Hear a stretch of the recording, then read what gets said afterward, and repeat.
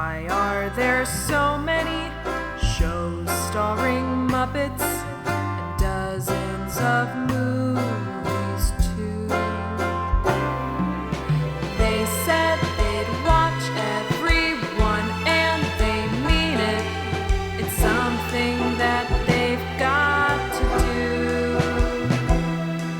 So now they've pledged you a lifelong commitment. Muppets, Matthew and Sam.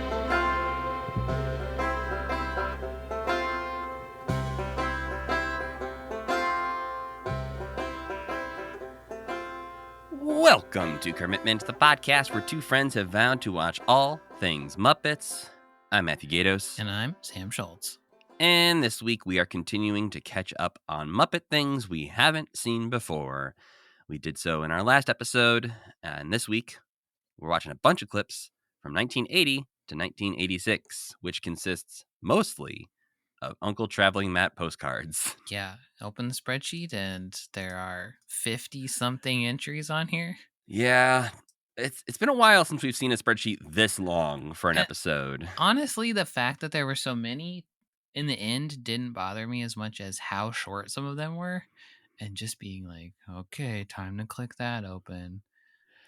Yeah. 10 seconds later, time to click that one open.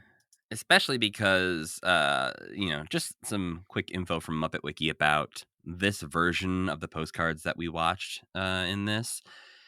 Basically, we watched the international postcards that were, created for the international versions of Fraggle Rock.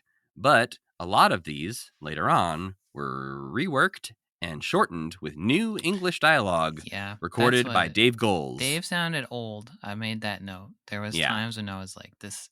Well, the audio was too good, obviously. Yes, the audio is very different. Yeah. Dave does sound a little different because obviously it's been 15 years since he's played this character. And they're like, hey, go into a booth and be Uncle Traveling Matt again with no not context. That he does a bad job. You can just tell it's a different time. Yeah. And they don't have... None of them have the element that ties it into whatever episode it is, which I assume that was still happening in the international versions, but doesn't happen here. I think they just cut it off. I think these all open with an introduction that says, these are the adventures of Traveling Matt as he explores the strange world known to Fraggles as outer space. That was actually the worst part. I hated hearing that over and over again. And the theme song... Mm-hmm. And my head was telling me that every time I opened one, the pitch was going up and up and up. That's just like how my brain was perceiving it. So it was like when a Mario level is... It's like a little faster, a little higher pitched. Yeah.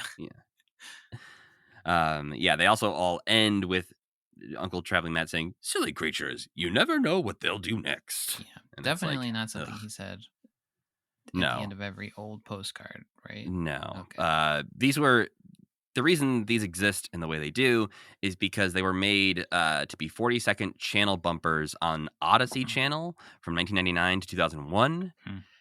And then a collection of 20 international traveling Matts was included as a bonus feature on the Fraggle Rock Complete Second Season DVD set. And then 8 more of the spots were hidden Easter eggs on the Complete Third Season DVD set. So some of these have been out there before in the world. Some of these are kind of different versions of ones we have seen before in our watchings. But most of these have been uploaded to the Jim Henson Company's YouTube channel. But there are still, I have a big old spreadsheet of all postcards that have ever existed. And there's still a lot of them that we just can't find. Mm-hmm. So maybe one day we'll have to do this again. Yeah, I think also I came in a little hot on them. Some of them I actually kind of liked. I think some of them were more interesting than the American one. I'm sure there were a lot of stupid ones. And I think there were some instances where they would just show the same one everywhere too, right? Yeah. I think that's the case for a lot of these, is that they didn't replace every single postcard. They just tried to sometimes include more localized ones so people could be like, hey, I know where that is. And I think just because they were set places that weren't like the US/Canada, there were some where I was like, oh, it's actually really cool.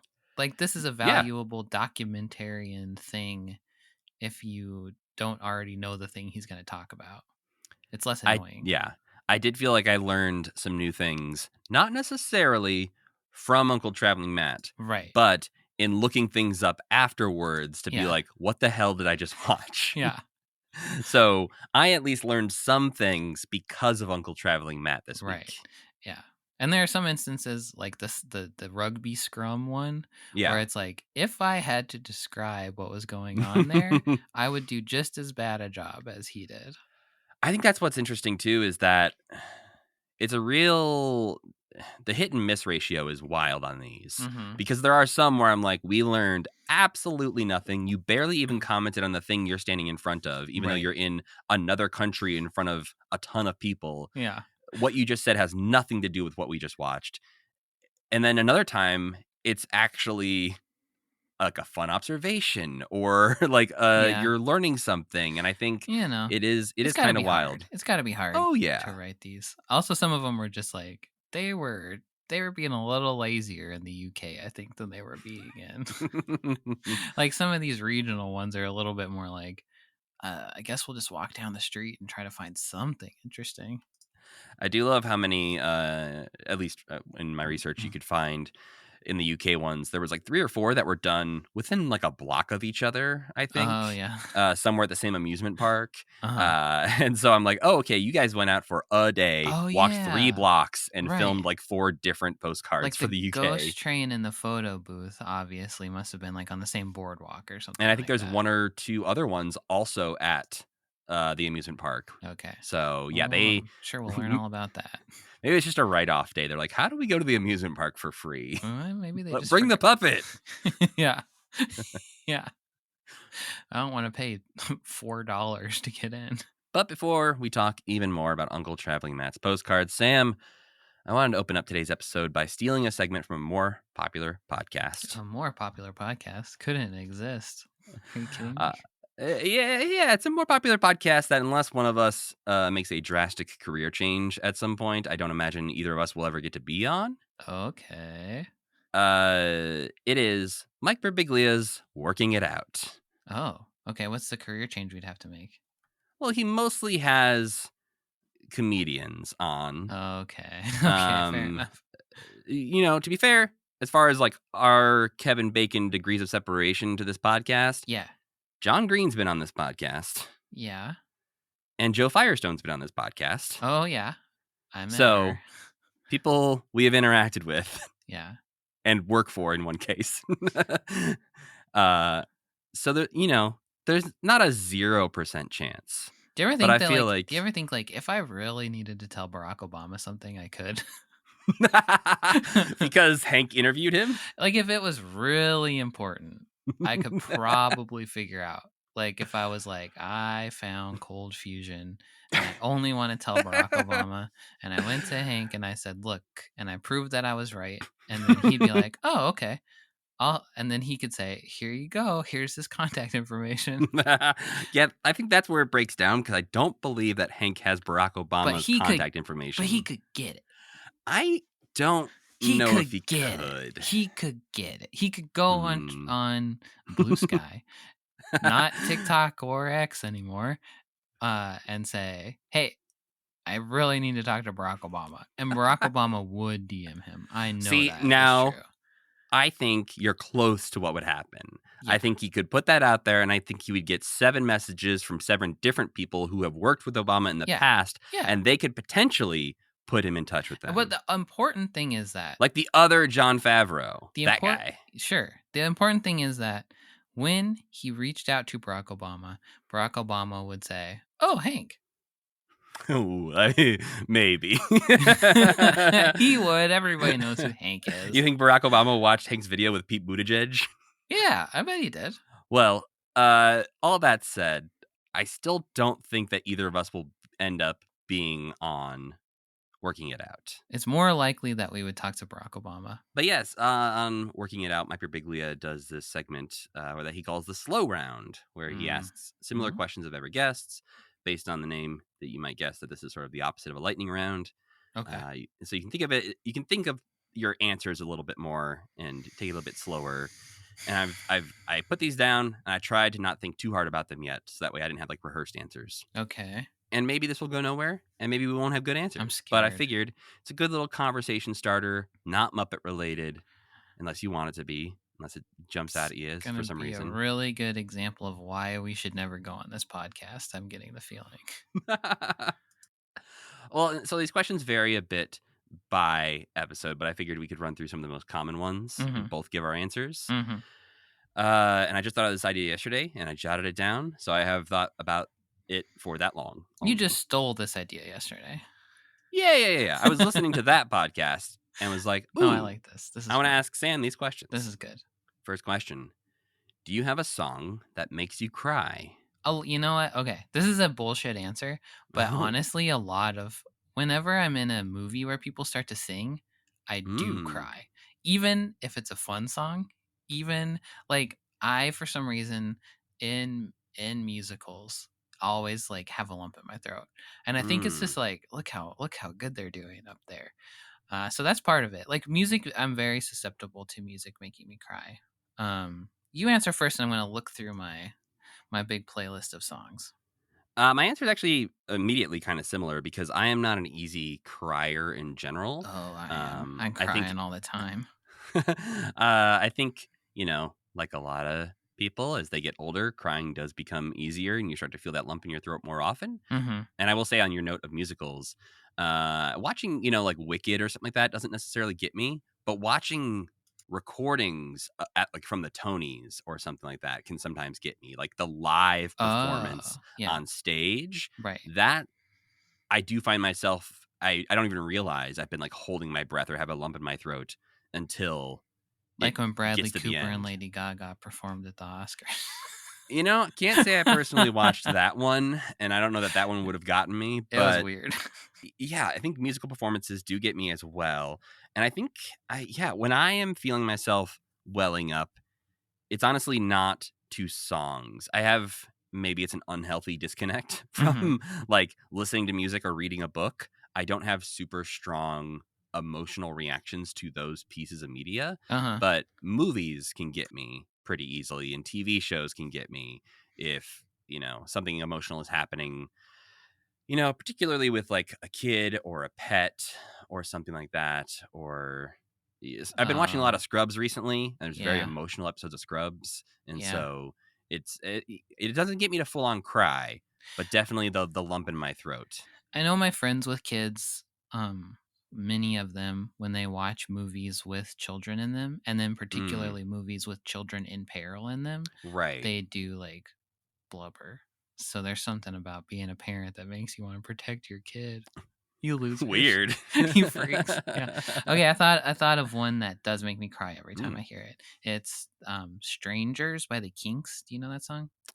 I probably know it. You'd I've know it listened if to you the Kinks heard a lot. it. Yeah. But it is, for some reason, I don't know why we've decided this, but it's gonna be like our first dance song whenever we get married.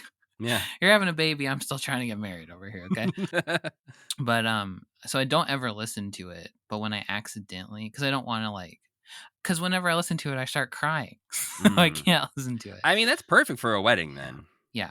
But I know I'm gonna cry. I should probably actually listen to it and desensitize myself to it a little bit, because when I am dancing at my wedding, I will be crying like a baby. Also, so you don't want to like double up the crying. You don't want to be a blubbering mess. I will already. Yes, exactly. It's a stacking effect. Right. Yeah. You don't need two reasons to cry in that moment. Thinking about sort of like, I feel like "Perfect Day" by Lou Reed. Oh, that's a great crying song. Also, one of me and Rachel's songs. Relatedly, have you ever heard the version where Pavarotti sings the chorus of that song? I have not. But maybe that'll make me cry. So no, you'll be so delighted because it's a live performance, and it's just Lou Reed being like scum and Pavarotti being also scum. Yeah, but it's so funny, and it won't ruin the song because you'll just be like, "This is delightful. This is the dumbest possible version of the song." But that's a great song. I love that song. I mean, honestly, that whole album of Transformer might be like the closest I get. Yeah, that's maybe like the most Venn diagrammy I've ever felt with you about music. That's very true. We very rarely overlap, but Lou Reed is maybe the common ground here. Interesting. Just a couple of white guys. Okay, another question from the slow round here. Do you remember a time in your life when you were an inauthentic version of yourself? Have I ever been an authentic version of myself? There No, is that's that. something. It starts to unravel at a certain point where you're like, Yeah. maybe yesterday? I don't know.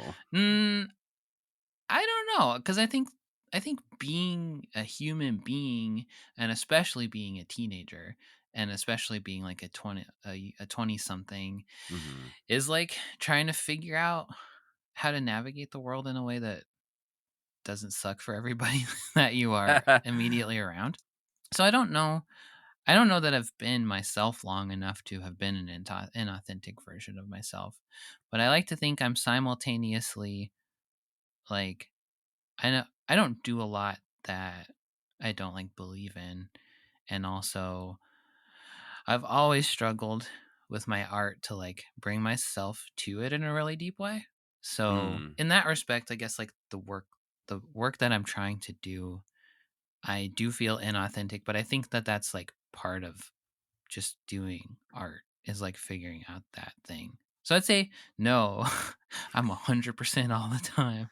100% since day Yeah. one. Sam Yeah. came out fully formed. No, Been Sam God, no. Schultz since birth. I don't think I was myself until probably like 5 years ago. And this is where I've landed. Right before COVID, Sam was like, I got my shit together. Really, this is going to be my year. I am ready to go. I know myself. And then Huh. the world was said, no, you don't get to. Yeah. You know what? That actually sounds kind of right to me. High school Matt was an interesting Matt, just because I don't even know where the line is of authenticity because I think, I was definitely getting into punk rock music Mm-hmm. and I think it was inherently inauthentic because of where I was growing up, who I was hanging out with, and it was just or almost more like a Jane Goodall like it's as if Jane Goodall watched Chimps on TV and was like, Yeah. I get it. um, That's like and yeah, that sounds like a very probably common teenager way to exist. and I think there is definitely a part of me that because no one else in my high school had a mohawk or blue plaid pants with zippers all over them or whatever, I think I was naturally drawn to pop punk and punk music, but then the chance to be sort of the different guy pushed me into that even further. Like I wanted to stand out and I wanted to be acknowledged as the weird dude a little bit. And so I think I Yeah. probably played it up even more or went more drastic with hair colors or hairstyles than I maybe naturally would Uh-huh. have because I liked the attention. Next question. What's the best piece of advice someone has given you that you use? Oh God. I'm awful at listening to people's advice. My advice to Sam, listen. You go first. This was the one I actually did write down because I, yeah, I feel like I hear such good answers to this on Mike Birbiglia's podcast, and I'm like, how the hell do you remember this one thing somebody said to you in like 1984? Yeah. But I think I actually don't even know the source of where mine came from originally or where I read it or heard it, but it's basically the idea that you don't see other people's rough drafts. You just see the final product. Oh, yeah. So don't judge your rough drafts against other people's final drafts. Yeah. And that's something I've struggled with, every kind of art that I've explored, whether it's, drawing, whether it's music, whatever. I have a really hard time of getting over that initial hump of like, wait, but this sounds like shit. And it's like, yeah, the first time Taylor Swift picked up the guitar and started to write a song, it probably also didn't sound great. That's a great one. It's hard. It's still hard for me to remember. Like I Yeah. still have a really hard time remembering that, like, yes, this first draft is not the final. No one has to see this. No one's Yeah. going to see this. Don't compare it to, something that took somebody else 5 years to complete. Yeah. That is like, I would maybe steal that a little bit and say that that's something that I learned from this podcast a lot, looking Mm. at Jim's early stuff and hearing him in this week's stuff be like, that fucking sucks. I was shocked to honestly hear him say that Yeah. so directly. Never heard him say anything like that before. I mean, that is a great thing to take with you. I don't know. I feel like this is another artist thing where just like everything you do is made up of looking at other people's work and trying to just like glean what they did from certain things, which isn't advice necessarily, but it is like learning by observation and like learning where other people took shortcuts. I don't have a good answer for this. I'm not good at listening to what people say that I should do. But yeah, I don't really have a great answer for this. I don't think I would if I probably I'll have a good answer for it in 2 hours. Well, I feel like that transitions well into the last question I have pulled from Mike Birbiglia's Slow Round. The last question here is, what are people's favorite and least favorite things about you? Oh, Christ almighty. Start with favorite, obviously. I have such bad self-esteem that I would never be able to venture to guess what anybody's favorite thing about me is. I think I try to be relatively calm, which I think some people like. I think I don't I try really hard to not let things get to me, and I try really hard to be generous. I don't know if that I just don't know what comes across, but I don't know. I'm not really sure what people like about me. Well, what do you That's think the bad. least favorite thing is? Probably that I like talk too much or something. Or Mm. like I don't ever I can't ever answer a question in a straightforward way. That's probably really it. But my I favorite thing? I don't know. We're gonna have to tell each other what our favorite things about each other are. I find it so. One of mine for what least favorite thing about me that I think people would probably be talking too much, and I think because I talk more than you, Podcasters. well, that yeah, but I think I am more talkative than you naturally. Yeah. Like even if it's a little bit, and so Yeah. I don't think you talk a lot. I never So perceive you as talking too much. no, maybe it's a problem for both of us then to reckon with. Yeah, it could be. Uh, because I'm like, I would not describe Sam as talking too much. So the fact that you describe yourself as like possibly talking too much just shows me that I talk way too much. I wouldn't say that you don't talk a lot, but I think you're interesting. So I think you're Mm. okay. The problem is other people maybe aren't interested in the things that we talk about. Hey, man. Anytime somebody Fuck mentions the you. So word what? Muppet to me at work, I'm just like, do you actually want this to happen? Because this could happen for a That while. is good. People don't understand what they're unlocking there. When Well, people mention the sometimes, word yeah, Muppet, yeah, I was like, I could, sometimes they don't know the question they're asking is actually like not an easy yeah, question to answer. And I'm like, yeah. oh, I am so sorry that this is happening right now. Please consult episode 145 of my podcast. Or maybe don't. I don't know how you're going to feel about me after listening to it. Yeah.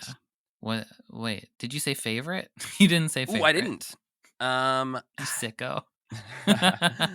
no, I think favorite is probably, I don't know, something along the lines of, willing to help or do like be there for people when they Yeah. need something.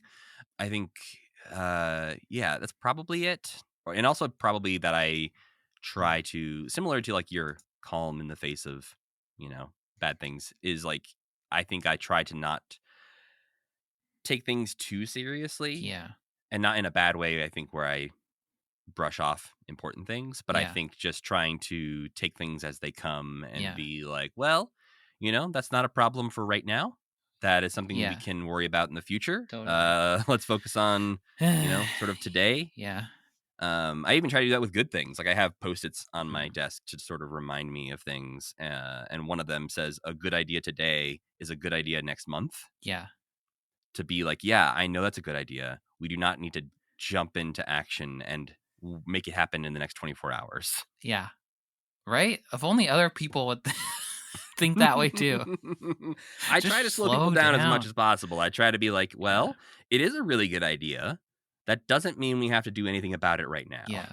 It'll still be good next month. Yeah. We can try it then. I think you're I'm always blown away by how much stuff you do and how Mm. good you are at doing all of it. Wow, I Like wish I felt that way. like you are more industrious than probably anybody that I know. Mm. My wife maybe is like pretty close. I'd say she, takes the Uh, cake on that one. but like, yeah, I don't know. You just always are like, well, of course Matt thought of that. You're that kind of guy where you're like, oh yeah, he thought of that. He thought of everything. He's gonna have it all taken care of. That's what you give out, at least, if that's not I how mean, you I feel will inside. gladly take that as what I put out there in the world, because it is not how it feels in my head. Yeah. I have Isn't that that problem fucked? of constantly feeling like I need to do something more productive all the time Yeah, I mean, totally. and feel like I'm behind on 30,000 things. Yeah, So yeah. the fact I that it think feels some like of I have that my is stuff together, I think some great. of that is a side effect of the era that we're living in, Ooh, where yeah. our brains have been hacked. I thought of the good advice that I got. Ooh, I okay. got it from Mr. Don Draper, and it is, Smoke and drink every day. well, I tried that. You know what? That's I had true. a Yeah, great yeah, time, but it's from, I don't remember. I think it's early on when Peggy is working for him as a copywriter or as a, yeah. ad person, and he tells her to think about it really hard and then to not think about it, and that's when you have an Okay. idea. And that's what I do all the time, and it always works. Man, there's so many terrible things Don says that I was really afraid you were going to be That's like, the one nice this one. this That's Don Draper quote that really sticks with me is, no, that's what the money is for. that one I'd be I like, do wow. that one I do think about sometimes too. Well, let's get out of the deep and get a bit more shallow as I ask Sam, what do we watch this week? We watched a bunch of random crap. To start with, we saw, of course, Matt's favorite thing to put on these spreadsheets, the Sesame Street float and Kermit the Frog balloon from the 1980 Macy's Thanksgiving Day Parade. We love to watch that Kermit balloon float by, don't we? Then we saw... Thankfully, Sam, we are caught up now. Okay. So We've seen we'll them only all. have to see like one of these a year now. Yeah. Okay, fair enough. Then we saw Miss Piggy and Frank Oz give an interview to CBS this morning on September 16th, 1982, about the fantastic Miss Piggy show, in which Frank goes into why Miss Piggy is so appealing to people all across the gender spectrum. Then we watched a whole bunch of Uncle Traveling Matt postcards from the UK, French, and German versions of Fraggle Rock circa 1983. It's Matt in outer space, of course, but observing the cultural norms of countries that aren't Canada or the US like we're used to. Then we saw Doc and Sprocket advertise a sweepstakes that HBO put on in 1983 where you could win a trip to the set of Fraggle Rock. Next, we watched Miss Piggy on the PBS Gala of the Stars, which aired March 30th, 1983. Miss Piggy appears with the host for the evening and previous Muppet Show guest star Beverly Sills. Piggy has always wanted to sing opera on this particular stage. I feel like there's a lot of stuff in this where if I was like a smart, cultured guy, I'd be like, but this stage for some reason is important. I don't know where they were exactly, but it's a good opera stage, I guess. So Beverly Sills has picked out an opera for Miss Piggy to sing. It consists of Piggy singing Meow, Meow, Meow, which is another one where I was like, if I knew maybe this is a real Yeah. opera. They don't actually ever say what the opera is. So, is it a real opera? Is it some joke that I'm too stupid to get? I don't know. Yeah, so it's I'm gonna butcher the pronunciation of this name. Gioacchino Rossini's Cat Duet. Do they say that? They say it's Rossini. They don't say the name of the opera or Oh, anything. I totally missed that part. And the Okay. stage, they recorded this at Lincoln Center in New Okay. York City. So Okay. yes, it is a big deal, I guess, for Piggy to be performing there. And there is a lot of other, fancier performances during this Sure. 3-hour PBS TV I mean, special. look at the crowd. It's a bunch of people in suits and dresses. So Yes, the people laughing at Piggy doing this are very much like, oh. Yeah. So anyway, Piggy doesn't really like that she's just singing meow, meow, meow. Beverly Sills insists that it's a famous opera, the one Matt just said. Piggy doesn't believe her, and hilarity ensues. It is funnier than it sounds like it is. It is, yeah, it's one of the best things we watched this week. Yeah, it's a lot of great ad-libbing happening in this one, I think. Next, we watched a news spot from November 23rd, 1983 about the Goodbye Mr. Hooper episode of Sesame Street that, in my opinion, should not have been part of Commitment, even if it had an interview with Bob in it. Bob is not a puppet. You say that from time to time, and it's like 50-50 whether or not I agree with you. This is one of the times I think I might agree with you. Okay. And for the most part, this kind of thing comes up because I will find a YouTube channel that has started to upload a bunch of rare Muppet things. Yeah. And they upload them all at the same time. And so I give them sort of a similar level of importance. Sure. And okay, that makes sense. I try not to watch everything before adding it to our spreadsheet so that I don't form my opinions necessarily. But yes, for this is one where I'm like, yeah, we could have gone our lives without seeing that and nothing would be different. Well, yeah, if Carol Spinney had been interviewed, that would have been a horse of a different color. He's half puppet. But he doesn't seem like he ever gets interviewed really anymore, especially. No, not, in the 70s, he was on Dick Cavett and What's My Line and all that Right. stuff. But it seems like maybe he's moved behind the scenes a bit more. Yeah. Next up, we watched a bunch more Uncle Matt postcards from the 1984 season of the UK version of Fraggle Rock. Like Matt said, also, these are not what they would have originally seen on those episodes. They're cut differently to be like standalone things. But anyway, come learn about British culture with us. Soccer games, ghost trains, getting roughed up by cab drivers. Is that what happens on one of them? Yeah, totally. Those guys are so scary. Yeah, there's a few times Uncle Traveling Matt's definitely about to get beat up. Yeah, people in the UK are not as welcoming to Uncle Traveling Matt as nice Canadian people. Then we watched some interviews with Jim and Frank about the Great Muppet Caper, which appeared on the local Baltimore news show Evening Magazine, which aired November 23rd, 1984. Next, we watched footage of Jim Henson and Sergei Obraztsov and Kermit and Sergei's puppet, the Drunkard, meeting in the Soviet Union, seemingly being used as an example of what international peace could look like in a larger report from November 23rd, 1984, about how much the USSR and the US hate each other. It was like, this is a weird one. Yeah, it's like they had a story about an arms negotiation between the Soviet Union and the US. And they kept cutting back to and they Jim had and footage Sergei. of Jim and Sergei. Yeah. And they're like, it won't be that easy in Geneva next Yeah. week. Like, look at these two idiots. Unfortunately, we're on the brink of nuclear war. It does throw Jim under the bus a little bit of like, this man can't take things seriously. Yeah.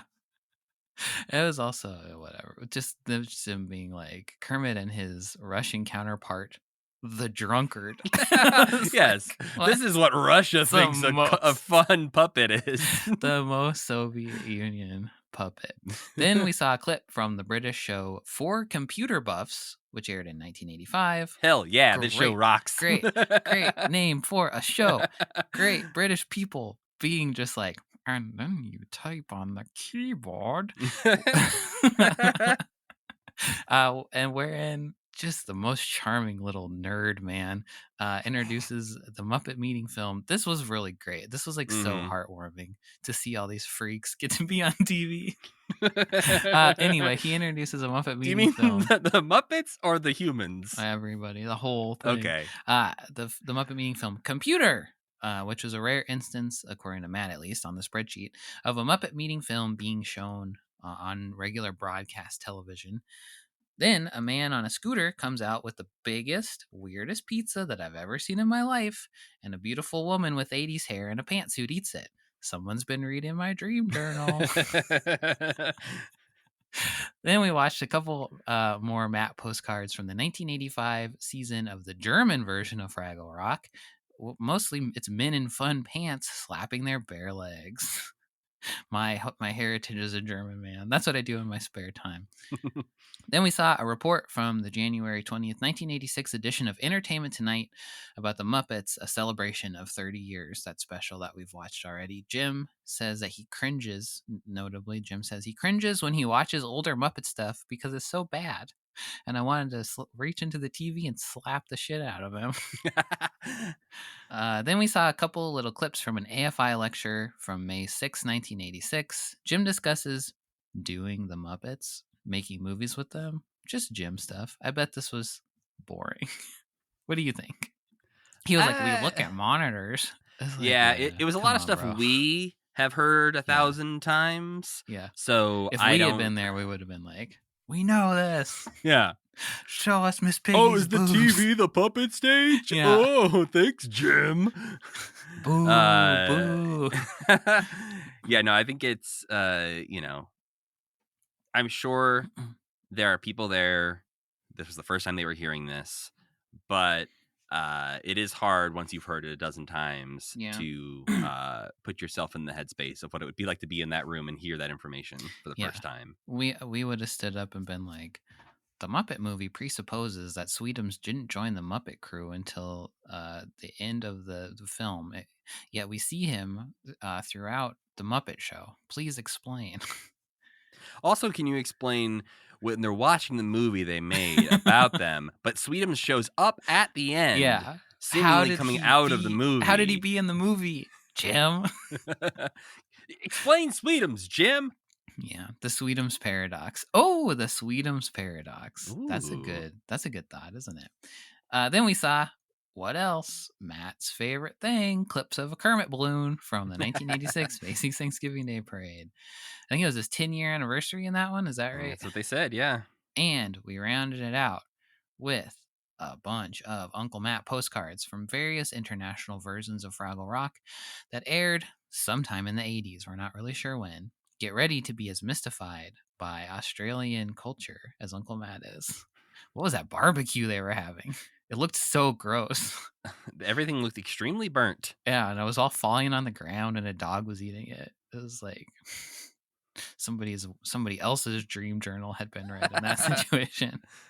Well, yeah, getting into what we watched this week, we did separate our catch-up episodes this time by sort of, decades. We had last week's was 1962 to 1979, and this week is 1980 to 1986, which got me thinking about just, how long we've been doing this podcast. And don't think about that.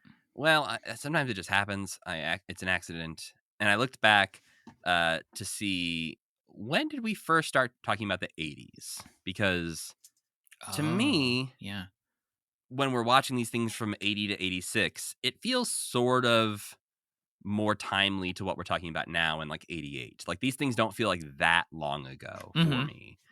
Like the Fantastic Miss Piggy show. That feels like we watched that. Okay, let me guess how long ago we watched that. We watched that in March of last year. Sam. Yeah? We watched the Fantastic Miss Piggy show in episode 80 in November of 2022. What the fuck? Really? It has been almost 2.5 years since we watched the Fantastic Miss Piggy show. Isn't it weird how time goes by when you're starting to get old? Absolutely, because we kicked off the 80s in episode 57 of this podcast in May of 2022. It's been almost 3 years since we entered the 80s. We've been in the 80s for more than 100 episodes. Yes, that is true. We did enter the 80s in episode 57, and we are not yet out of them 100 episodes later. Wow. Notably, we spent, I think, 25 episodes in 1985. Oh, yeah. I saw that chart. Somebody put a chart on Blue Sky on social media. Another person named Matt on Twitter and Blue Sky helps us out from time to time with those stats, and did share that chart of how, the number of episodes per decade haven't, consistently gone up, but since we've gotten into the 80s, we have been spending more episodes per year on average. I am eventually going to have to admit that this is my life's work, aren't I? I think that's the thing you admit later. When you look back, you're like, my life's work was 6,000 episodes of a podcast. Yeah, I guess as soon as somebody else says, excellent job, sir, then you're allowed to say, this was my life's work. It's pretty sad to say this is my life's work. Yeah, while you're in it. At 37, I don't think you can say anything is your life's work. That's a good point. So many people start new careers after the age of 37 that I don't think you can say, I think I'm done. Yeah. There's the thing. One of the things that makes me the saddest is when I see people who are like 23 on social media be like, oh, fuck, I'm old now. Or like I've missed all my opportunities. Yeah. No. When they talk about, and this, I think we're getting into old man yells at cloud territory here, but when people, and I know I was this person too, so I am not blaming you. Yeah. When people talk about 30 as like the end of their life. Yeah. When they're like, oh God, I'm 30. Yeah. My life is over. What more can I do? It's like, oh, okay, you know, Here's what you'll I do. Your understand, but brain is going to also, start working. That's what you're going to do. yeah, you have no idea the person you're going to be in 5 years. I Yeah. promise You you. will be able to make rational decisions. It's Mhm. wild. I the we talked maybe last time, maybe the episode before about some of our sort of boomer takes on things and sort of I had one this week that I like legitimately was thinking that there should be a like an 18 or 20-year-old like age cap, like you should be that old to be on social media. Yeah. I mean, that would be great. Like just Even that seeing seems a little too young to me. maybe we just don't have social media. I How think about that that's one? kind of the direction we're going. Yeah, But yeah, yeah. yeah. Yeah, it's taking care of itself, Yeah. weirdly enough. Yeah.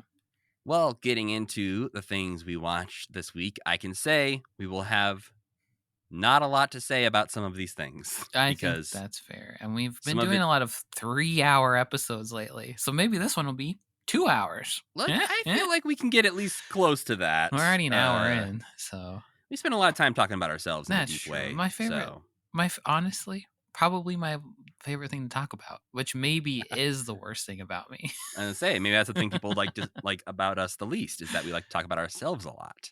Well, kicking it off with 1980, which is the year of Sesame Street season 12, Muppet Show season 5, the Muppet Stuff Store opening in New Wow. York City, and the debut of Rizzo the Rat, Pops, Lips, Gaffer, Betsy Oh, Bird, yeah. Angus McGonagall, and Forgetful Jones. Season 5, they really twisted some stuff up on the Muppet Show. They were changing the game. They're like, fuck you, Scooter. Pops is here now. Well, the only thing we watched from 1980 was a short clip from the Macy's Thanksgiving Day Parade of the Kermit the Frog balloon and the Sesame Street float.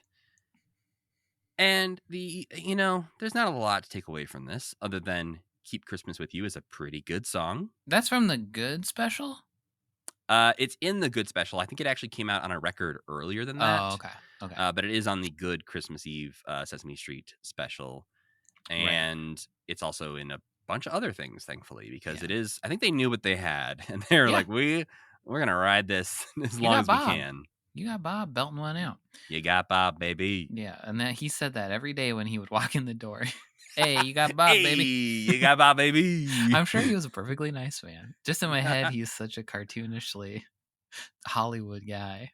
Yeah, I know Tough Pigs was lucky enough to have an interview with him not long before he passed away. And once we learned about his fame in Japan, it is not something they touched on in the Tough Pigs interview, and I just wish we had the chance to have him on this podcast and only talk about his fame in Japan. It's such a archetype. Like Greg the Bunny could have had a character that was like really famous in Japan. That is such a Absolutely. That is just such a like TV show thing to be. But anyway, but yeah, this stood out to me because some of the puppetry was really bonkers. I thought in the Count was being very weird. I think for the most part, my understanding is that for these Sesame Street floats, the majority of the time, you're not getting the main puppeteers. Like Jerry Nelson, I don't think is on that float. Right. You gave it was like they gave the Count puppet to somebody and they were like, oh, a vampire. And they didn't say, oh, the Count. Because he was like, he had like his cape around his mouth, which I'm sure the Count has probably done that. But maybe doing he like did the whole time when he first appeared in a billion years ago or whatever. But not anymore. He's a fun guy. He's not a cape guy. And Telly's just kind of floating there, just like staring, like, whoa. And Grover's also just like, blah, like, blah, yeah. Well, it's probably hard. It was probably cold. It probably sucks to be cramped up in a little thing for like 5 hours being Grover. Like, I know my hand kind of is sore after like 20 minutes of doing Sam the Bat. Yeah. So. Yeah, no, they are. I think there are definitely times along that parade route where they're not in front of Macy's that some of those puppets are resting. Oh yeah, that's true. But maybe you should get a little cue when you're on the part where you're on TV to be. Oh, I'm sure that they have rehearsed it enough. Yeah. And I hated Big Bert and Ernie. They were gross too. I didn't like to see them. Ernie's got a weird sweater on that's slightly different from his normal Sesame sweatshirt. It's got like black lines in the design, which just looked a little different. Not bad, just noticeably different. Yeah. But other than that, I think the only thing I noticed, which has been present in other Thanksgiving Day parade floats as well is I just like seeing Kermit Love up there next to Big Bird hanging out. Now that we know he's not just Willie the hot dog vendor, but actually one of the men who helped build Big Bird. Oh, I didn't notice that he was there. They let Willie the hot dog vendor be on the float, huh? He's up there. I think he's mostly just an assistant to Big Bird in that moment. He's there to I think make he's sure just helping out everything's going Carol. okay. And is Carol in there, really, you think? I assume at this point it's probably Carol. I don't know that they had a lot of backups for those kind of characters. Maybe they did. I could be completely wrong. I know these days Noel McNeil, who played Bear in the Big Blue House, a lot of times is the backup Big Bird for parades and things. Do you think that there was times when the float, Jim was just like, I'm getting in the float this year? No. I honestly don't. I don't think so. Not even once. Okay.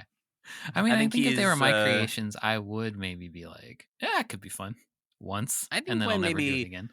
When Kermit and Piggy have been in the float, I know he's at least been in the parade in a car at one point, maybe with his family. Sure. I don't really remember, but yeah, I don't know that he has a strong desire to be cramped up for multiple hours on a parade float.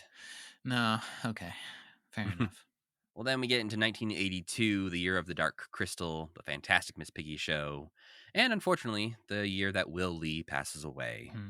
But what we watched from 1982 was a CBS Sunday Morning interview with Piggy and Frank Oz, conducted by Pat Collins, who we've talked about before because I believe she had her own show at one point that we've never seen clips from, but that they have been interviewed on. But yeah, Piggy is in the London bureau of the CBS News studios, I think because around this time, Jim and Frank were working on the last sound mix of Dark Crystal. So I think they were in London finishing up Dark Crystal when this was happening. Frank is possibly at the lowest moment of his life so far. He's like, can I vent for a few seconds? I have no idea what the fuck is going on. We just had to add dialogue to this thing. Pat, help me. Yeah, it's not a particularly good Miss Piggy segment either, I would say. No, I don't think there's great chemistry between Piggy and Pat. Well, it's hard. It would be disappointing to only get to talk to a Muppet via satellite. Absolutely. So I do understand. I just think Frank doesn't feel like he's as ready to be Miss Piggy as he normally seems in this. I feel like just Piggy isn't as, well, isn't prepared with any jokes or any riffs. It just kind of feels like Piggy is how a normal human would react to being asked bad questions. Yeah. And honestly, maybe I am reading too much into it, but the fact that they were working on Dark Crystal at the time makes sense to me as to why that is.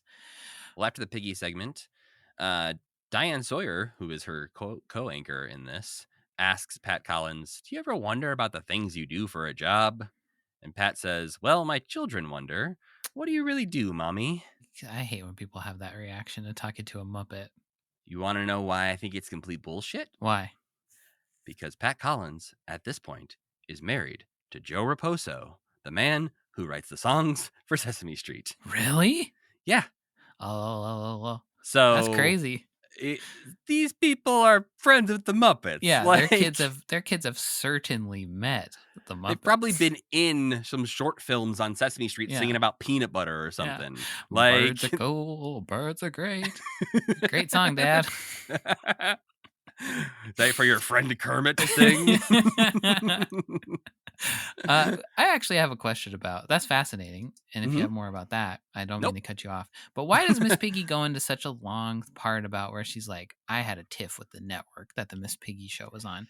Was it because, is that like referencing her destroying the set at the end? Or yeah, I'm wondering if it was about the booking of the guests. I remember there's like a plot line with John Ritter and George Harrison in that, where she was trying to book people and there was some mistakes made. So I think it might be as like a reference to it, but it's been, again, 2.5 years since we watched that. Right. So I don't remember. I mean, it comes across as her actually being like yes. Like if a real person had said this on the news, there'd be like an article that was like Lady Gaga says ABC screwed her out of something. Yeah, well, especially because they are on CBS and they mention ABC as the network this is going to be on. And already I was like, oh, that's kind of interesting that they you have to call that out, obviously. But for that to happen and then for her to follow that up with the jokes about the network, I was not sure if I was just not catching a reference that is there, but right. Or if he's just yeah. been up for a week in a row,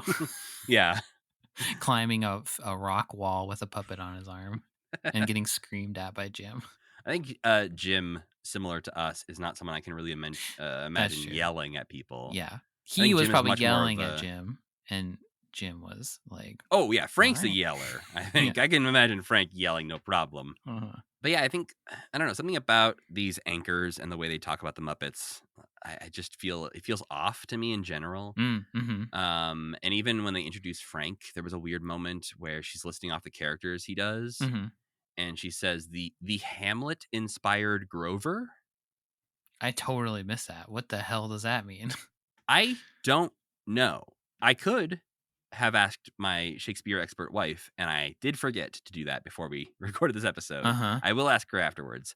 But from my Googling, I could not find any link between Wow. Grover and Hamlet. Wouldn't it be So crazy if you asked and she's like, "Oh yes, of course. Don't you know that Grover is based on this character from Hamlet?"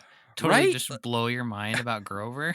This whole time that she's like known this secret Grover Yeah. fact and hasn't shared it. Mm-mm. I've never seen it. I've never seen that mentioned with Hamlet in the same breath before, though. So Yeah. She like and all the other descriptions that she lays out there are very, the Hamlet inspired Grover. Huh. Well, if you out there know what she's talking about, tell us. yeah, like she introduces like, the irrepressible cookie monster. It's like, yeah, perfect. Yeah. No problems there. Right. But then she says the Hamlet inspired Grover. And so unless I am hearing her incredibly wrong, I don't know what the hell she's talking about. Huh. Maybe it's the way he talks or something like that. I don't know. That's how Old English actually sounded. Well, sometimes he is a little bit to like, be or not to be. well, sometimes he kind of does talk like that a little bit, don't you think? He's got a certain cadence to him. But that would be a Shakespeare inspired Grover, I Yeah, think. Hamlet's very specific. Hamlet feels like, okay, where's the tragedy here? Yeah. What happened to Grover? Who did he betray? What has he done? Huh. Because Hamlet is not, Who did he betray? Hamlet is not like a child. Grover killed his uncle. That's the answer. Yeah. Don't you know Grover's backstory?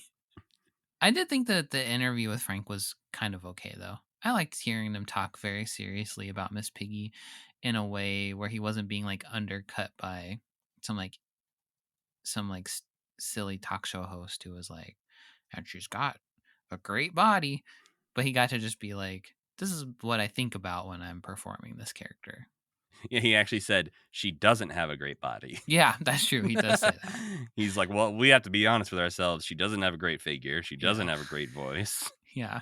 Well, and so he talks about how she transcends her limitations. Right. I think she's great. It was a different time. Yeah. People were looking for different things in their pigs. Yeah. And I think it was interesting when he was like, men like Miss Piggy because she's like women they know. No. He says, Pat. Oh, she says that. That's right. And he says, oh, geez, I hope not. It's like, well, maybe that's kind of why I like her. I don't know. I have been karate chopped before. Well, and then Frank mentions, he talks about the puppets breaking down barriers, which we've seen Right. him mention recently in other things we've watched. But it is interesting to me that when he initially, he lists off just some Muppets as examples, he says, like Piggy, Fozzie, Kermit, Gonzo, Floyd. And I was like, whoa, Floyd. He worked his way in there. Yeah, people love talking to Floyd. Honestly, I think that's probably because Jerry doesn't have a really like main character. Yeah. Well, Robin. He could have said Robin. That's true. But then people maybe would have been like, who's Robin?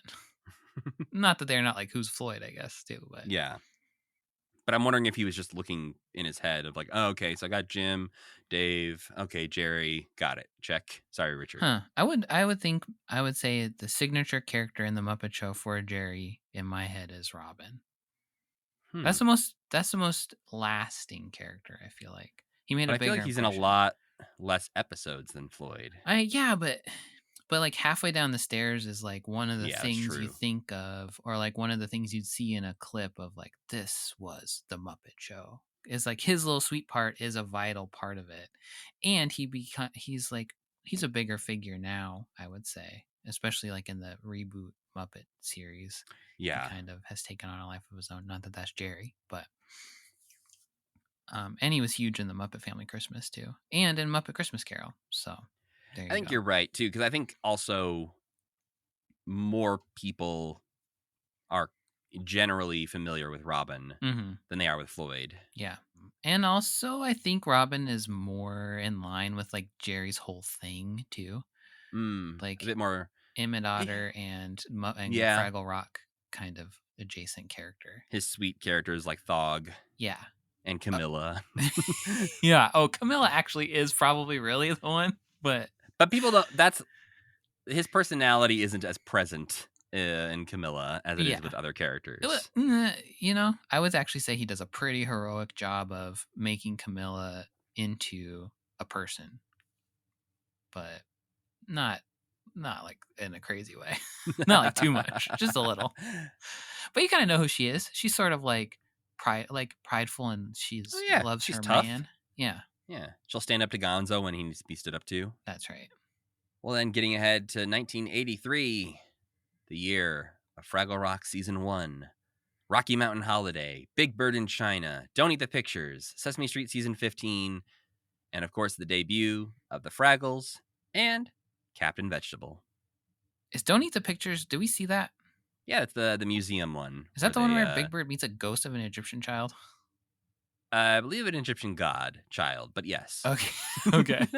Or at least he interacts with a god at some point in that special. In retrospect, a weirder name for that special than I remember, because it could have been called the Muppets Go, or like the Sesame Street Muppets Go to the Museum or something like that. But I guess Cookie Monster is trying not to eat some pictures on it.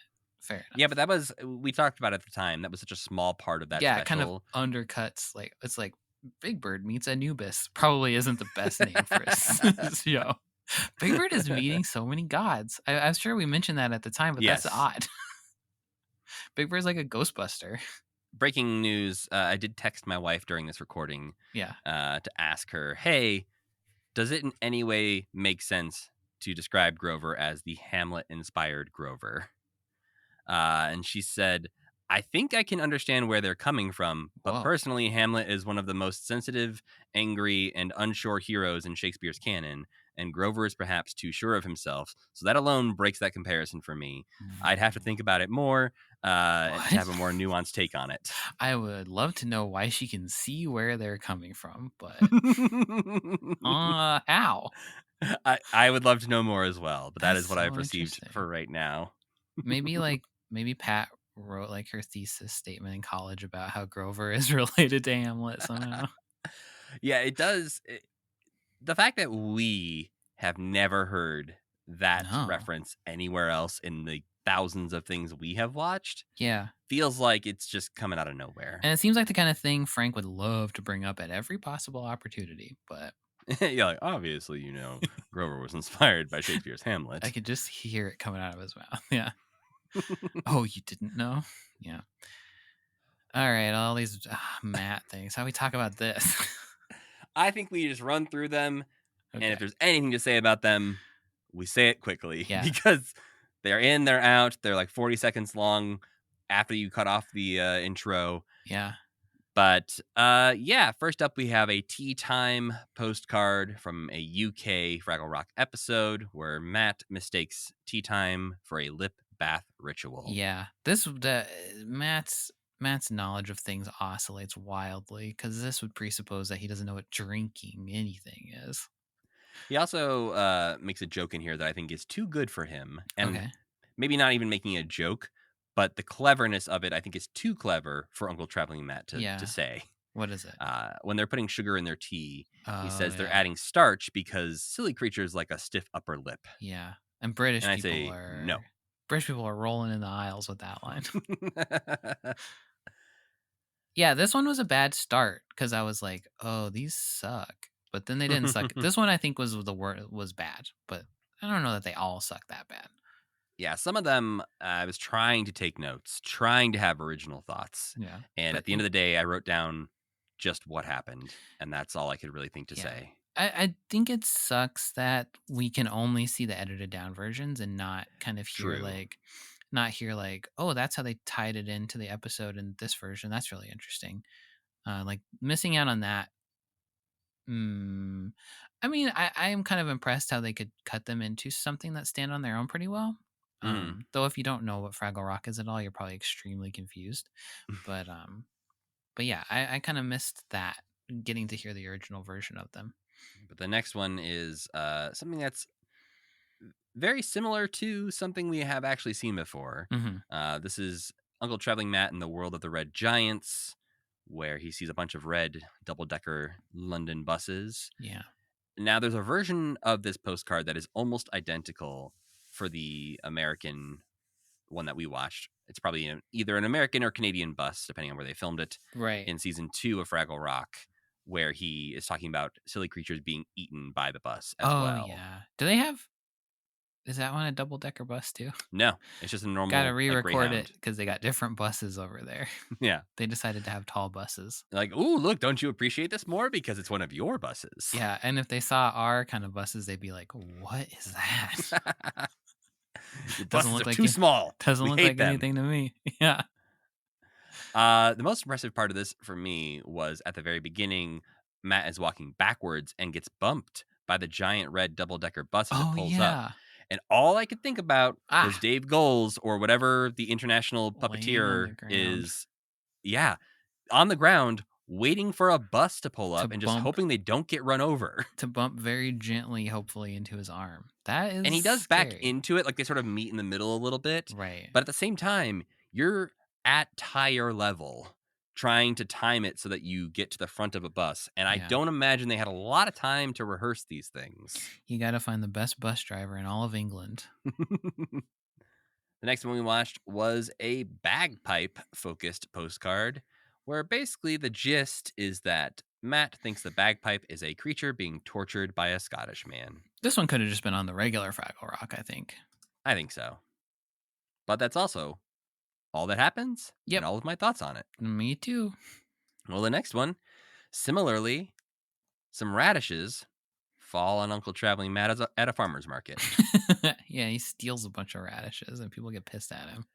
Which I think is, I don't know if we've seen this exact farmer's market, if we've seen a version of this. There's a handful of these that are edited from longer ones or whatever that were used in multiple series. And we saw one where he went to a farmer's market by a castle and was talking about Gorgs. And so I think this one is maybe the same place. Yeah, I think it's still an edit of that one. Oh, yeah.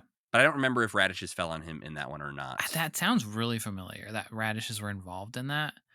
I don't know. It's mildly interesting to see him interacting with radishes above ground. That's my thought on that. I like that he mentions that radishes they're small. Are underground. I like that he mentioned they were small because it never occurred to me that Gorg radishes were so fucking huge, but they are. Well, the problem is, I think, with scale in Fraggle Rock, when he does go into the outer space world is when it becomes a bit weirder. Right. The next one is Uncle Traveling Matt outside of Notre Dame, where a street artist starts to just randomly sketch him and does a very good drawing that I wouldn't mind having on my wall. A beautiful drawing of a beautiful, what is that called? Pastel drawing of Traveling Matt. But really, ultimately, this ain't much, huh? No. I thought it was going to be like maybe a messed up caricature of him and he was going to be offended or love it because that would be more his style. Yeah, that's right. A very handsome man. Yeah. Yeah. The next one is so weird, I think. So Uncle Traveling Matt goes to a carnival and wins a little trophy after knocking down some cans with a tennis ball. And then he's by a store, I guess, where he sees some cans stacked up in a similar way. Like in a way that's never happened in a store ever. Yeah, and is handed a fruit of some kind. Some kind of nasty apple. I'm not really sure what it is. So he throws it and knocks over the cans, and a man points into the distance at the Atomium, which is a big modernist building in Brussels. Yeah. And Uncle Traveling Matt thinks that is his trophy that he's receiving this time. This is probably the sweatiest Uncle Matt. I mean, even trying to describe it, I'm like, okay, so they had to go to where the Atomium is and set up a little fake store. And then for some reason they have to... Is the man banishing Uncle Traveling Matt to the Atomium? Go over there. I think this could have made more sense if at the carnival, people were winning stuffed animals and somebody wins him, right? That's all you got to Yeah, do. that would have worked. Just like a little girl just like picks him up and he's like, whoa. Yeah. Or he's like, oh, these creatures are trapped and you have to do this thing or something. I don't know. Nope. But instead, he just thinks he's gotten a giant trophy in the form of the Atomium building. Yeah. And he's like, I don't know how I'm going to take that home. Yeah. And Gobo's at home like, huh. This one made me mad. The next one did. The next one's about fishing. Or as Uncle Traveling Matt says, pole sitters are sitting there who are rewarded for their patience. They There's know one what guy, fishing is. We've seen them be fishing, I think. like you said earlier, there is a lot of inconsistency in the knowledge that Uncle Traveling Matt has. Yeah. Even from one postcard to the next, sometimes when he doesn't know what a drink is, or he Or a doesn't boat. know. They've built Fraggles build boats. We've seen them with boats. Yeah. Idiot. But yeah, one guy catches a shoe, and that's pretty much all that happens in this one. All. I was too busy thinking about how they know what fishing is. I know they do. I feel like Uncle Traveling Matt has probably taken Gobo fishing at some point. Absolutely, yeah. Well, the next one's a bit more interesting because Uncle Traveling Matt is in Switzerland now, watching two men wrestle. What the heck's going on here? They're in such like casual they're in like nice button-up shirts and stuff too. But did you notice their weird diapers? I didn't. No, I noticed that they had odd pants on, but I wasn't really sure what was going on. Sam, this is my teaching moment here. Okay. Because I was also confused, and I went to Wikipedia and learned that what these men are doing, is swingen or schwingen. Okay. I'm sure it's still not right, my pronunciation there. This is the national sport of Switzerland. Oh boy. And they are wearing Schwingerhosen. Okay, of course they are. Which are the sort of diaper-looking things that have belts on them that are used to take hold of, so that you hold on to them when you're wrestling people. Okay. And a match is won when the winner holds the opponent's pants with at least one hand, and both the opponent's shoulders touch the ground. What? Why is the pants part important? I think you can't just like shove them down and their shoulders are on the ground. Okay. You have to be holding their underwear and hold their shoulders down. Okay.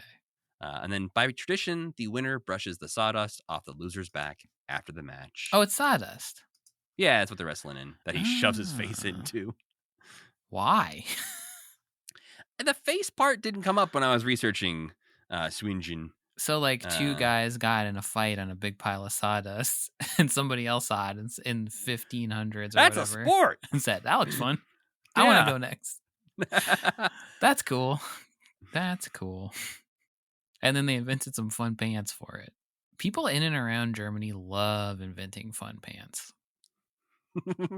We do see a lot of fun pants, even in this this next postcard here, because we are in a German beer garden. Yep. Where they're playing some other sort of sport game that I couldn't find quickly looking up. Rope pulling game. Yeah, it's like arm wrestling, but you're each holding like a piece of a rope, and I guess the rope breaks at some point and you win. That sounds like worse arm wrestling. Like somebody went, like a German guy went to America and they were like, I hated that rope pulling game, but so I invented a new one. It's better. Yeah, it's like, this is way cheaper. I don't need the rope. I don't need to break so many ropes. Yeah. One thing that I noticed is that he talks a lot in these, which I feel like he doesn't do as much in the American ones. He's always like saying like, hey, what's up? I'm Matt. Show me what you're doing. But I don't think that happens that often in the other ones, does it? I mean, with cutting out a lot of the time of these and also translating them, I'm sure they have to, explain things much quicker than they could have just visually. So it just becomes exposition, like a pile on. So I'm sure that's what's happening. Okay. But yeah, that one just ends with Uncle Traveling Matt being thrown across the bar. Yeah, kind of a fun one. I like that one. Looks like a fun place to be. Yes. The next one is suspicious. Oh, yeah. Uncle Traveling Matt is really, really odd.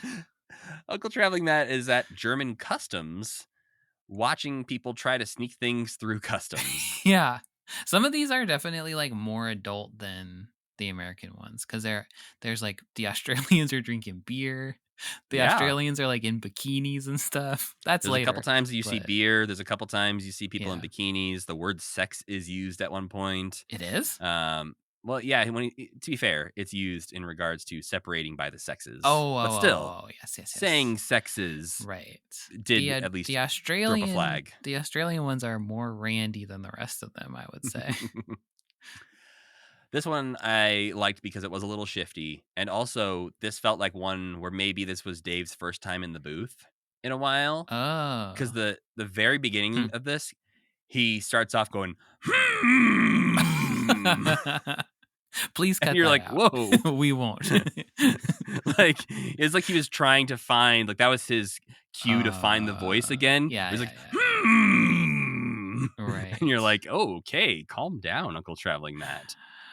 Where are they going here, though? What's happening? What? They are just like on the roadside, Yeah. which is traditionally, I don't think, how customs works. No, You but just maybe line up there's on the like a roadside. country path in between.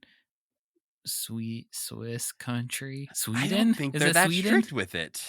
And Oh, Sam, Germany. don't ask me geography of Europe. That's going to be a bad Okay. conversation, and I guarantee you it's not Sweden. I'm typing Swiss into my bar now. It's definitely not.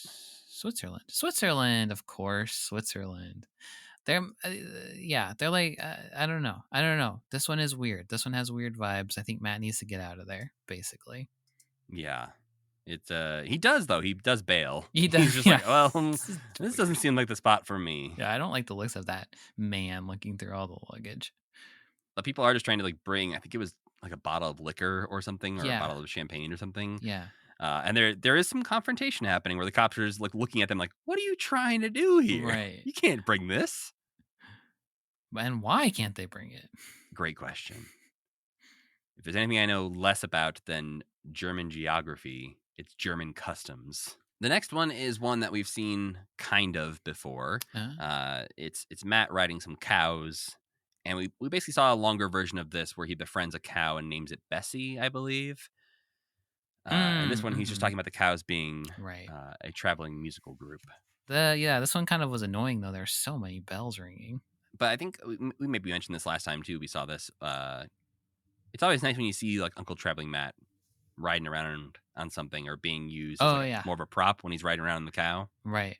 Yeah. But the next one is Uncle Traveling Matt choosing not to join mountain climbers and instead taking a ski lift up the top of the mountain because he thinks the silly creatures are very silly for trying to climb it. If he hadn't known what rock climbing was, I would truly have been through the roof. Yeah, thankfully he's like, you know how we got rocks in Fraggle Rock? You wouldn't believe the size of the rocks they got out here. And that is a good point. We got the Fraggles beat when it comes to knowing stuff, and having rocks is right. Well, yeah, they live underground. I think we do a lot of things better than they do. They would come up with some big ideas about rocks, and we'd be like, we know all about these things. They probably think, if the rock cries, we all are going to freeze to death. Oh, yeah, I would be like, what the fuck are you talking about? The trash told me. Well, then we actually step away from the postcards for a little bit. As we continue through 1983, we watch Doc and Sprocket teach us about an HBO sweepstakes where you and your family can win a trip for 4 to Fraggle Rock, plus free HBO for a year. I hope we can find the people who won this. Please spread the word. I gotta know. It seems unlikely that we could find them, but I am very curious what trip to Fraggle Rock means. Yeah, visit the studio, I would assume. Honestly, I hope that's what it is. But I'm afraid it's just like, you get to meet Gobo. You get to meet your favorite Fraggle, I think it says, or your favorite Fraggles or something yes, like that. But I'm afraid that they're just in an office building, and Jerry comes in with Gobo and is like, hey, welcome to Fraggle Rock. And maybe you have to say which one your favorite Fraggle is, because only one of them's going to go out there or something like that. Like, that's what you have to put on the We're only going to pay one puppeteer. Yeah. I also always assume these things aren't real and that nobody won it. But I don't know if that's true. I think it is because it's like, what's the point? Why even do this in the first place? Like, it doesn't seem like it's that good of promotion or anything like that. But, right. Like, what are they benefiting from here? But it is fun. The whole time, Doc and Sprocket they're like reading out the newspaper, and Doc's like, HBO's having a thing about Fraggle Rock. And it's like, the whole time I'm waiting for him to say, I have no idea what that is. And then he does indeed say, I don't know what that is. Have you ever heard of that? And what would he say his favorite Fraggle is? What is he going to write? He also does know the word Fraggle. but I was going to say, I guess he would say Gobo Fraggle, the because only that is a Fraggle I word know. that is familiar to him. Yeah. Muppet Wiki does have a little bit more information on this. It says that the HBO held the sweepstakes contest. The grand prize was a trip for a family of 4 to Fraggle Rock at Toronto's CBC Studios or New York City for the Macy's Thanksgiving Day Parade and a tour of the Muppet Workshop. Oh, I know which one of those I'm picking if I'm a kid. Yeah, probably. But also getting to go to the set of Fraggle That Rock would be would be really pretty cool. cool. I guess if you're entering a Fraggle Rock competition, Yeah. maybe you can't do one if you're not Canadian, though, right? Or do you have Mm. to do it based on where you live? Maybe it depends on if you're US or Canadian. They're not going Right. to fly you over the border. Right. But, I still maintain we are the closest Muppet podcasters to the current place where they film Fraggle Rock Back to the Rock. Oh, So yeah. It'd be if easy. anyone gets to win a contest to go visit the set, it should be us, is what I'm Yeah, saying. that's right. That's how contests work. Contest, we're the only If two that get anyone to should enter. get to win a contest, it's me and Matt. That's what I'm always saying. Well, the next thing we watched was from March 30th, 1983, the PBS Gala of the Stars, hosted by Beverly Sills, who introduces Miss Piggy as the most versatile star that has graced the stage. Sam mentioned earlier, but Beverly Sills was in the season 4 episode of The Muppet Show. And in this case, Beverly has picked out a song specifically for Piggy, but Piggy's upset because it is a duet. This was my favorite thing we watched, I think. This was like an all-time great Frank, I would say. A Frank Piggy. I think my favorite thing that he does is when he makes fun of people, and it's off book that he's making fun of people, like it's ad-libbed. And when they Yeah. introduce a piano player and they're like, this is like the most famous conductor of all time. Mhm. And he's like calling him Jimmy, and he's like telling him like, get back behind the keyboard. That really tickled me. Yeah, they have James Levine playing the piano, and he was the music director for the Metropolitan Opera from 1976 to 2016. Holy cow. And the highlight of his Yeah. career is getting screamed at by Miss Piggy.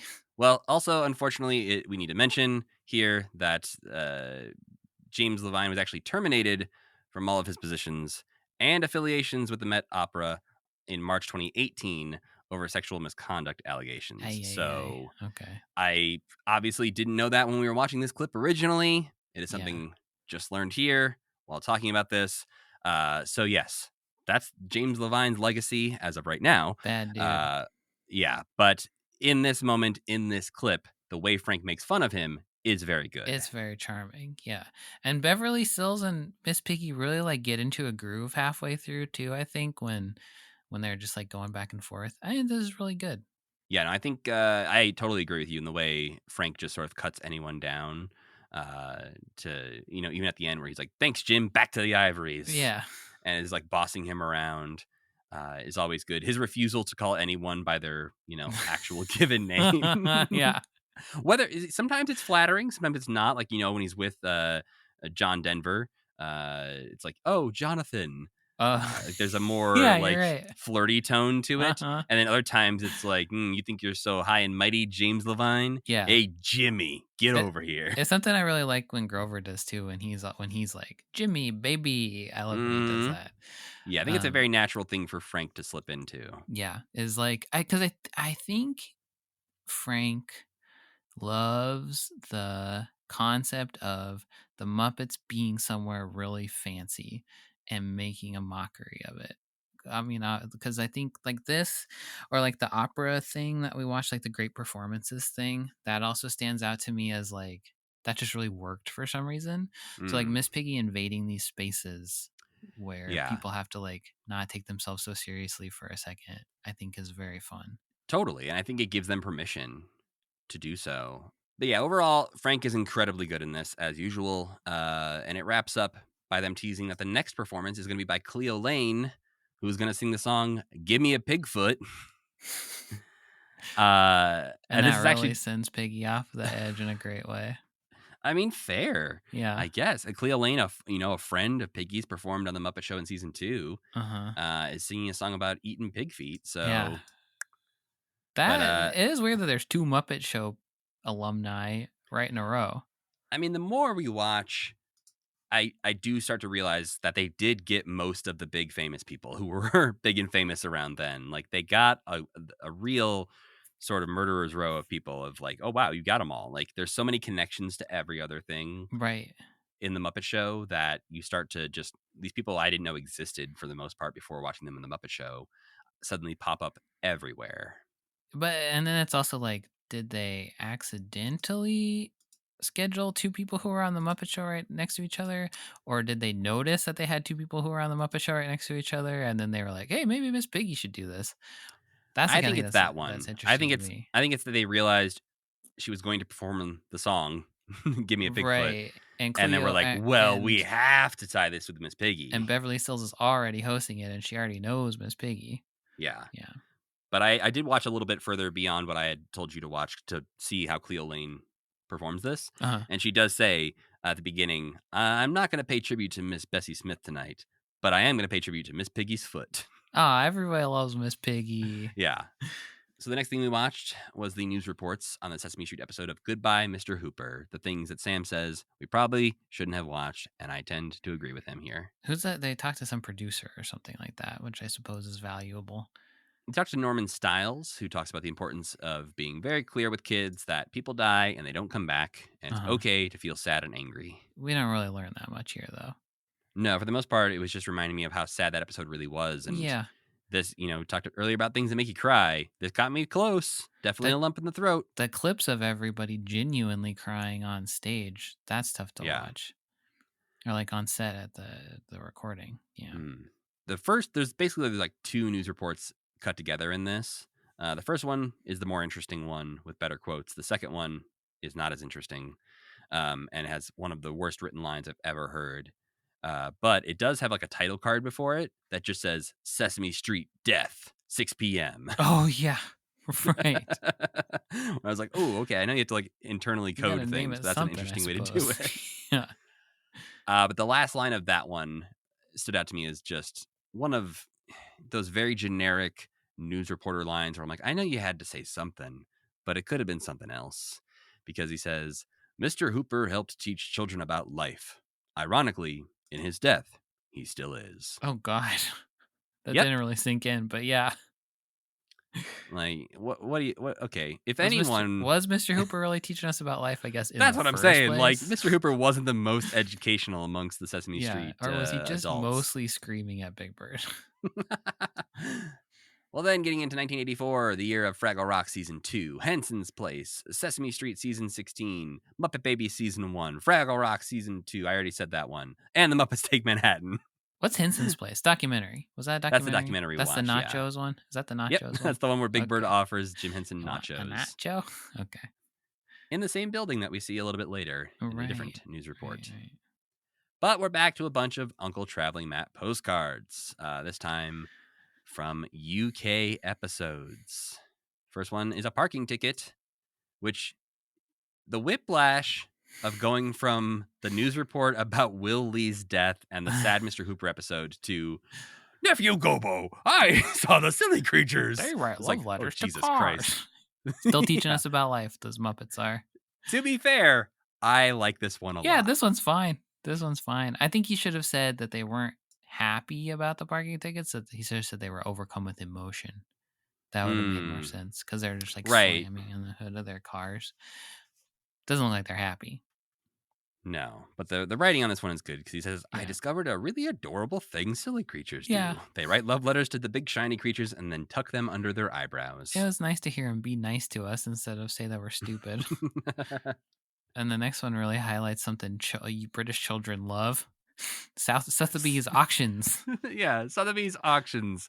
The fact that they actually let this puppet inside of Sotheby's was kind of amazing. Yeah, that's true. But at this point I was getting very tired. I watched these all. I told you to space them out and I just didn't follow that suggestion I didn't myself. Either. I didn't. I knew you wouldn't, but I think by saying it out loud I would end up doing it myself. Yeah. And then I literally watched all of these this morning. The nice thing this morning, yeah, I at least watched them over the course of yesterday on and off. I watched all of this stuff this morning, Sam. Oh wow, you're a madman. It wasn't great, I will say, because hearing the other day so many times, 100 times in a row, broke me. The nice thing is that pushing the forward arrow key once took you Yep. exactly right past the guy introducing the thing, which his Yep. voice was driving me crazy. And like I said, the do do do do do dee dee dee dee dee, but it wasn't really like that. Just in my head, it was like I can't. There couldn't be a higher pitch than what it's at now, but there always was. Yeah, it took me too long to think of pushing that forward arrow key to skip ahead. But yeah, Uncle Traveling Matt goes to Sotheby's and wins some sort of giant stone planter A big thing urn or something. And Yeah. I wanted them to be I wanted him to be like, I don't have any money. And then they would jam That, him in the that's the urn. next thing that would definitely happen because Yeah. anyone can raise their hand at an auction. Right. But they do typically ask you for money after that. It does feel like they're just like, thank God somebody wants this big fucking urn. It's taking up all of Sotheby's. This was just decoration. This wasn't even Yeah. on the auction. It's like just a little guy walks up to you and be like, can I have this? Okay. Well, the next one is one I feel like Sam will have some feelings on. This one was cool. Yeah. I guess. Yeah. It just feels like it's visually coded Totally. to Sam. So Matt needs to find somewhere to go to sleep. He's like, Postcard Matt. Postcard Matt, not you. You maybe do. I don't know. He needs to find a place to go to sleep, and he's like, I found a nice quiet spot. And when he says that, he's on a car at a carnival haunted house, sitting with like 15 other people. So I don't know why he thinks that's quiet. But then he's like, and then I had a horrible dream, and it's the thing going through the haunted house, and he's seeing all the skeletons and stuff. I love one of my favorite things, obviously, is like old like what is it? Boardwalk haunted attractions. That's so cool. And I think ghost train is the coolest word ever, and that's what British people call these ride-throughs. They don't call them like haunted houses or anything like that. They call them ghost trains, which rules. These things are always cooler looking on the outside, or like the lore around them is always cooler, where there's like really great ones in like New Jersey, where it's like Dracula's castle, which was like this huge castle that they built in New Jersey, and teens worked there, and they'd like drink and have sex in there and be like, this place fucking ruled. And the dioramas would be kind of like disturbing in that way that's like low rent enough where you're like, ugh, some weird guy thought of that and built it out of paper mache. And then they always inevitably burn down at some point in like the 80s, and there's just like a cool legend attached to them. They never look as cool inside as like the stories around them are. You just ride through and it's like a green skeleton behind like a piece of like a chicken wire or something like that. And that's exactly what this one is. At one point, there's one of those like crepe paper round ghosts. Yeah, that was a little disappointing, I gotta say. There was like skeletons riding bicycles and just like it looked badass. And then you just see like a ooh, like Walgreens decoration. Yeah, and it's like somebody maybe when they were putting it together was like, I'll replace this ghost eventually. We've got to get this thing done right now. And then that ghost is still there like 40 years later. But yeah, this one was cool. I mean, I watched ride-throughs of like haunted houses and stuff pretty often on YouTube, so it did feel like that. The ghost bikes were awesome. That was a good Well, part. I can tell you, Sam, you can still watch a ride-through of this ride in 4K on YouTube because it's still open. Yes. It opened in 1930. Oh, wow. At Blackpool Pleasure Beach, which is where a lot of these carnival ones are recorded. Okay. It's now called Pleasure Beach Resort. Ew. But yeah, there was, you mentioned a nice lore attached to it. There is a ghost sighting section on their Wikipedia. Beautiful. That says some attribute the mysterious activity to a ghost that locals call Cloggy, who is believed to be a former ride operator known to have worn clogs. British people are on such a different level than us. I love Cloggy the ghost. I love their relationship with ghosts, where it's like, to them, ghosts aren't really like, I feel like the ghosts aren't often scary. They just kind of are things that are there because their country's been around for 8 billion years. So there's just ghosts everywhere. And they're just like, there's Cloggy. Or like the Christmas Carol, where it's like perfectly normal that ghosts would be around on Christmas and that they look like little girls and fun old men. I'm watching it right now. They've definitely redone it. So it is not how it used to be and is a bit scary. Yeah, I feel like British haunted attractions don't inevitably burn down. That's just New Jersey, basically. Well, the next one we watched was about taxis, and this is the one where Uncle Traveling Matt. This is one of the ones where Uncle Traveling Matt's about to get beaten up at the end of it. By a bunch of In scary this one, guys. yeah, a bunch of scary British cabbies are gonna beat up and maybe kill Uncle Traveling Matt Yeah. because he thinks that the word taxi means stop, and that the shiny creatures obey it. And so he starts yelling taxi over and over and gets a bunch of cabbies to pull over, and this makes them very mad. So much so that it seems like they want to beat him up. Well, the way they get out of their taxis and walk towards him has the kind of like cool demeanor of somebody that is going to kill you. They don't look that It's got like the punch in their fist kind of energy. they don't look that mad. They look more like we're about to solve a problem. They do look their faces say I have killed before.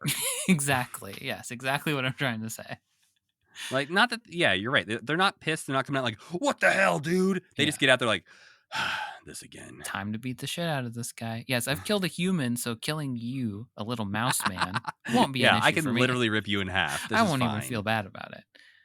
But in the next one, Uncle Traveling Matt is also about to be beaten up by some soccer hooligans. Yes, don't go to a soccer game.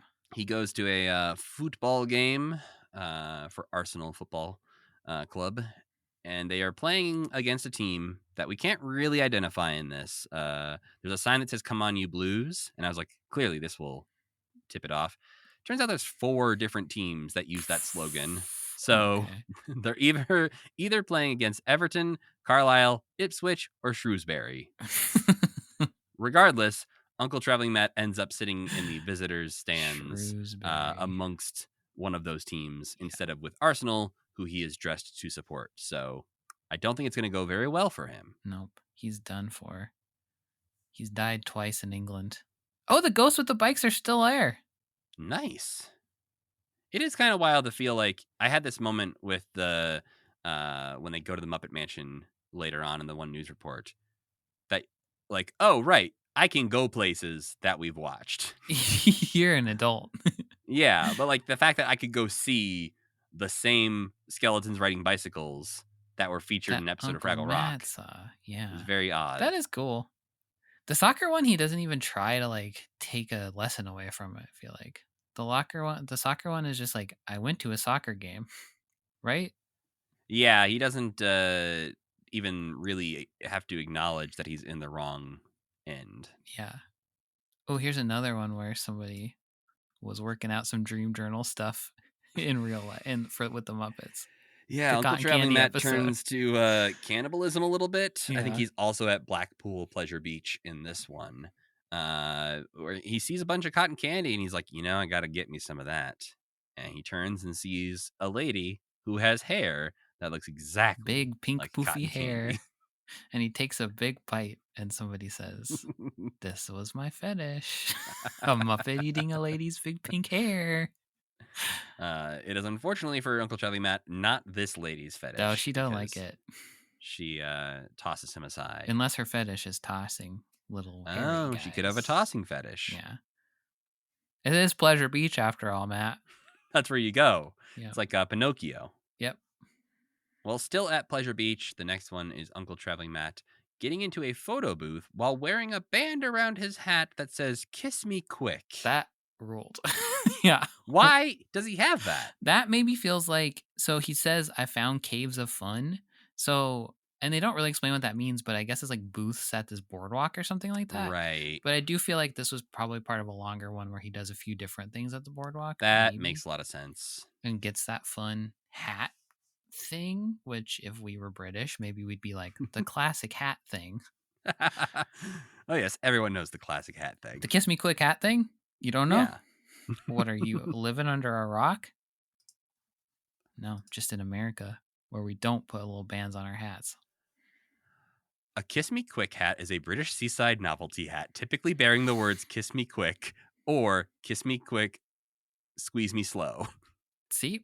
Exactly what I just said. I can't believe you're right, that it is just a weird British thing. Well, all right then. But yeah, he tries out a photo booth with a couple of strangers for some reason who decided to join him. I hope somebody still has those pictures, because it's like is real pictures from a photo booth of two fun people with Uncle Matt hanging out with them. I like those people too. They're like, they really do go in and be like, we'll show you how this works. And then when they leave, they like wave goodbye to him. They're nicer to him than anybody has ever been. Well, what a wild thing to do. Why would you get into a photo booth with a stranger? Well, I think he was sitting in there and then they got in and they were like, ah, Yeah, what are you? But that's where you walk away. If And there's then an he said, occupied sort of bathroom situation no, where you open the Matt. curtain and you see a person in there, you don't go, Okay. can I join you? Matt, think of Matt. Imagine this. You're at the Okay. mall. Yep. That's the only place in town with the photo booth. You open the curtain. There's a gray alien in there. He says, help me. I don't know what this is and I have to know. Okay, you're right. For science. Damn Would it, you you're right, not Sam. sit in the photo booth and say, No, I'm 1,000% course. sitting in the photo booth and taking a picture with the alien. Of course, little friend. I'll help you take photos. Damn it. Yeah. You're right. Duh. And even if he said at the end, never tell anyone, give me those pictures, I'd say, okay, I love you. Have fun exploring the world. I wish you weren't right, but you're right. Yeah. You have to help a little guy. Well, you might think so, and these people might think so, but the people in the next postcard disagree with you. This dang librarian, he doesn't think so at all. She knows exactly where this guy belongs. Uncle Traveling Matt finds what he says is the place where the silly creatures go to be sad. Maybe the only big laugh I've ever gotten from Uncle Traveling Matt. It is definitely the best opening line of an Uncle Traveling Matt postcard ever, of just like, I've discovered the place where the silly creatures go to be sad. And this is the most stoic looking British people reading newspapers at the library. Yeah. Hey, he tries to ask them why they're so sad, but they keep shushing him. He dresses like a clown to try and cheer them up. He does crazy little dance. But he gets swiftly removed from the library via a trash can. The lady picks him up. Doesn't just not content with just walking him to the door and throwing him out like Jeffrey in Fresh Prince of Bel-Air. She first puts him in the trash can. Yeah, they never bend Jazz in half on the Fresh Prince. No. But Jeffrey could if he wanted to. I don't think Jeffrey's the one tossing him. I think it's always Uncle Phil. Oh, Uncle Phil definitely could if he wanted to. He could, yes. Yeah. But Jeffrey lets Jazz in. He does not usually throw Jazz out. Jeffrey doesn't have a problem with Jazzness. Well, sometimes he's uncouth. But yes, of course. But Jeffrey does I think, to see Uncle Phil get a little worked up about having Jazz around, right? Oh, if anything, he's making Uncle Phil get worked up usually. That's right. Yeah. Well, in the last postcard of 1984 is Uncle Traveling Matt learning more about Christmas and mistletoe, or as he calls Christmas, the festival of the magic kissing stick. Mm-hmm. I think people in England take mistletoe more seriously than we do. I don't know if that's true, or if in the 80s people were just little freaks. They liked to make out on children's television shows. I think, I'm wondering just, mistletoe was more of a thing that people were into having at parties and into having excuses to smooch each other in the 80s. That's before we learned about germ theory. The 80s. We learned about it 1985. Then we had to stop. That's what happened. Yeah. 1985, like, oh shit, we should probably stop the mistletoe. Yep, and yeah. But Uncle Traveling Matt does actually get a little smooch on his nose. I did think it was funny that they cut out there's a moment later where he gets dirty and he gets ketchup on him. I was like, don't ruin a Matt puppet. I liked in this they just cut out a little felt lipstick and put it on him. The ketchup looks like it's in there. Like, it doesn't look like it's coming out too easily. My thought on the ketchup is that he's Scotch guarded because it does look like it rolls off of him, which made me think maybe they are spraying these puppets down with something. That'd be smart. That. Yeah. But yeah, ketchup, you don't want to get ketchup on your Muppet. That ain't coming out. But this looked like a horny ass Christmas party. Looked really fun too, though. Yeah, that's like the minimum of what is happening with that mistletoe. It's just him getting a little smooch on the nose. Yeah, because two people are fully making out. Yeah, it was a little weird, honestly, to see Uncle Traveling Matt walk into this swingers palace. Matt, they're just kissing. Those two people might be in a committed relationship. You don't know. We did not see Uncle Traveling Matt leave this party. We don't know what happened after the fade out. Okay. I mean, there was a whole broad swath of generations at this party. So I think it was more PG than you're thinking. I think British people just love kissing each other. Write in and let us know, British people. Yeah. Then we watched from August 15th, 1984, a clip from Evening Magazine. which is a news show where they showed some Muppets Take Manhattan news. And we got to see, Jim, Frank, and Fozzie. And this is the one where they show off the Muppet Mansion. We get some more generic news writing on this one saying, tucked away inside this landmark is one of the world's most influential entertainment conglomerates. And it's all based on fantasy. What? I hate Well, that. it is, I suppose. What do you mean? What's he trying to tie this to? Yeah, I don't know. This whole thing seemed kind of shapeless. Like they didn't know. Yeah. They didn't know why they were doing it. Well, and they cut off Jim and Frank mid-answer. Yeah. Like every time they ask him a good, interesting question and they start to give an answer, there's like, hey, you've said enough words. Let's move on. Was this just like stock footage that they had sitting around or what? I mean, my gut says they went and interviewed them for a couple hours. They went back to the studio and they said, cool, you've got 3 minutes to put something on TV. And they said, uh-oh. So it's like cutting to a guy who's like, look at this cool boat I'm on or whatever. What? He's like on a boat or something. That was the very, very end. That was, I think, moving on to the next story. Right. He's like, I've been reading about the Muppets. They've been around for 25 years. This boat fucking rules. He transitions so seamlessly that I, for a second, was wondering what Frank Oz and this boat had to do with each other. Yeah, if he was going to bring it all back around, like if they were like, you can see the Muppets tonight on this stage. Yeah, because he goes from saying, fun fact, Frank Oz has been with the Muppets for 21 years. And this boat, if you pull the sails up, they project movies on them. And you're like, wait, is Frank still a part of this? And no is the answer. No, he's just a boat fanatic. Also, I like the beginning they showed those lottery numbers. Gotta remember that if I ever get warped back to November 1984. You'd be like, YouTube doesn't work here. Oh no, I can't pull it up. I'll get them tattooed to me. There you go. That and the date, 11/23/1984, and those lottery numbers. That's my only tattoo. Oh, I got bad news for you, Sam. That's from 8/15. You looked at the wrong one. No! If you just time traveled in that very moment, you would have been screwed. Fuck. You've been a few months too late. Matt, what have I done? But this was one, again, where the news starts off with the guy standing outside that stoop that I was at just a few months ago. Oh, yeah, right. And watched, Heather Henson lead a sing-along on that stoop. And it's very odd just to see it in real life. Yeah. And then the last thing from 1984 is from November 23rd, 1984, the date Sam accidentally time traveled to. Yes, I get to watch this television report of Kermit. You're not even in the right country to go see it happen live. Damn it. Yes, Jim Henson meeting Sergei Abratsov. And I think, Sam, you pretty much said everything there is to say about this in your summary. Yeah, it's very odd that it's even part of this. If I was watching the news that night, I'd be like, what did Kermit have to do with that? Yeah, they basically just tie it in saying that they're making their own gesture of diplomacy. But they do, for the most part, also be like, but it won't be that easy. Yeah, because don't get confused. Fucked. Yeah, the U.S. won't do anything. Russia won't do anything. These two puppets, fuck them. They're bullshit. And it just ends with them saying, for the time being, these puppeteers are doing what they can to show the way. Yeah. And then we see a clip of Kermit inviting the drunkard over to the U.S. Yes, I don't want to be rude about Sergei Abratsov ever. We have been before. We've been too mean to him already. Yeah. He's a godfather of puppetry or whatever. That puppet's so gross though. His neck looks like a worm. It is just like it looks like Oogie Boogie's dad.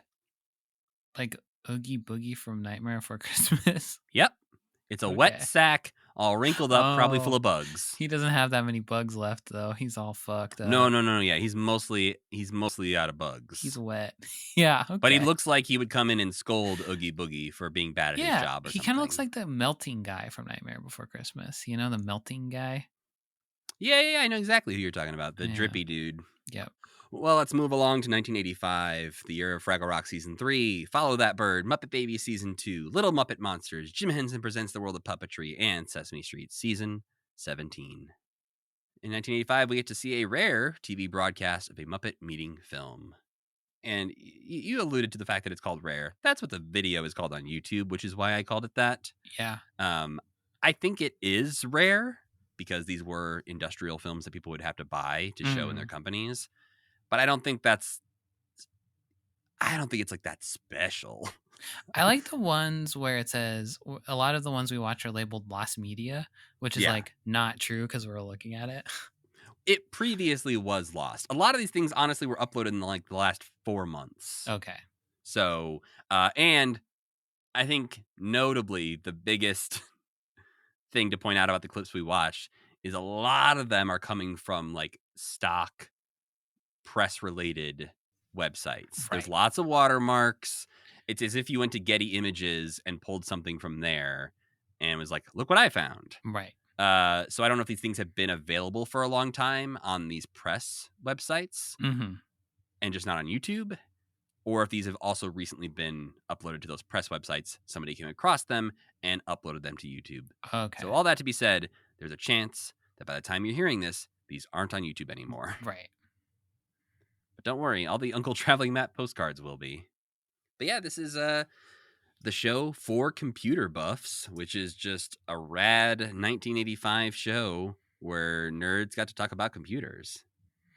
And they really, that's like, there's no polish to this at all, seemingly. They just said to all these nerds, do whatever you would like to do. If you want to have a little skit where you say, oh, now I'm going to watch the Muppets, and then recreate the skit exactly after you watch the Muppets. Hey, you want to make a big pizza? Here's $1 billion to make the biggest pizza you've ever seen. Yeah, perfect. No notes. Even the introduction to this segment, we get a woman saying, knock, knock. Who's there? Ben Knox's modem corner. Yep. Not how jokes work, ma'am. I respect you. I think your outfit rules. Not how jokes work. What's your problem with it? Well, knock, knock. Who's there? A knock, knock joke doesn't have to have the word knock as part of the answer. That's my problem with it. My favorite part of it is that when the older, more stodgy gentleman comes in, he's saying like, now you're not going to do the joke, are you? Joke. Yeah. So what if she does this every week? Perfect. That would be great. Knock, knock. Who's there? Ben Knox's modem corner. She's like, I'm not throwing to the segment until you say it. So we get to meet Ben. And yeah, he is introducing us to the idea of teleshopping. Yep. Which also rules because of the world we live in, where it's like, he's right. It is a really good idea. It is always interesting to see, the past's view on what they think technology will be used for. It's funny how, like, for so long, no one ever predicted cell phones. Like, sci-fi movies and movies set in the future. Yeah. Star Trek Next Generation was so close to that. Yeah. And they don't have, like, iPads or monitors or anything that make any sense. Yeah. Yeah, but they'll predict so many things, but not cell phones. And in this, he's like, well, I guess teleshopping is only useful for people who can't leave the house. Yeah. And my favorite thing is he pulls up this menu that is all the things you can buy via teleshopping. And a lot of the options are predictable things like books, jewelry, records. But also on this list are model railways, wine, perfume, and magnets. Why is magnets a whole category? There's a lot of fun magnets out there, Matt. You're like, well, I guess I do need some jewelry and some wine, but I am running low on magnets. Everything's falling off of my fridge. Yeah. My model railway that's stuck up on the wall with magnets is failing me. Model railway. Yeah, I like this guy. But yeah, then we get to see the Muppet Meeting Film computer, which is the one where Grump learns how to order pizza via computer. And it's a really good one. Oh, yeah. We discussed that. You want to guess when we discussed that one, Sam? Was it like episode 4? Not quite. It was episode 21. 95? Okay. It was August of 2021. Was that in our big marathon of Muppet Meeting Films? Yes, that's when we watched every single Muppet Meeting film from the beginning until the 90s. We watched things that we still haven't even caught up to. Yep. Stupid. We're stupid. Sorry. Well, and it's weird to think that those things are still happening in the background of everything else we're watching. Yeah. Yeah, that's right. It maybe would have been a better idea to watch them at the right time. Yeah, you know what, Sam? So then we could say, oh yeah, but then Frank and Jim were working together a lot. They were making all these, yeah. But no. I think as we get into the late 80s, early 90s, Sam, you're going to be grateful that I didn't leave things for us to watch because they start doing so much random shit that our watch lists are about to get wild. Matt, so a friend had a birthday. You sent them a video of Cookie Monster singing Happy Birthday with their name. He asked me, are we going to have to watch every single one of those? No. Okay. Because he was like, he does sing different lyrics every time. This is a slightly different performance for each one. No, we will not. And we always have the Sesame Street excuse. That, well, we've already chosen to not watch all of Sesame Street, so yeah, we definitely wouldn't watch all of that. He also took umbrage with that. He was also like, doesn't it drive you guys crazy that you're not watching all Sesame Street? I was like, not me, but I think it does drive that crazy. Don't ever mention it to him. But yeah, the internet, as exciting as the internet was for these people in 1980 whatever, it's about to ruin our life in a big way.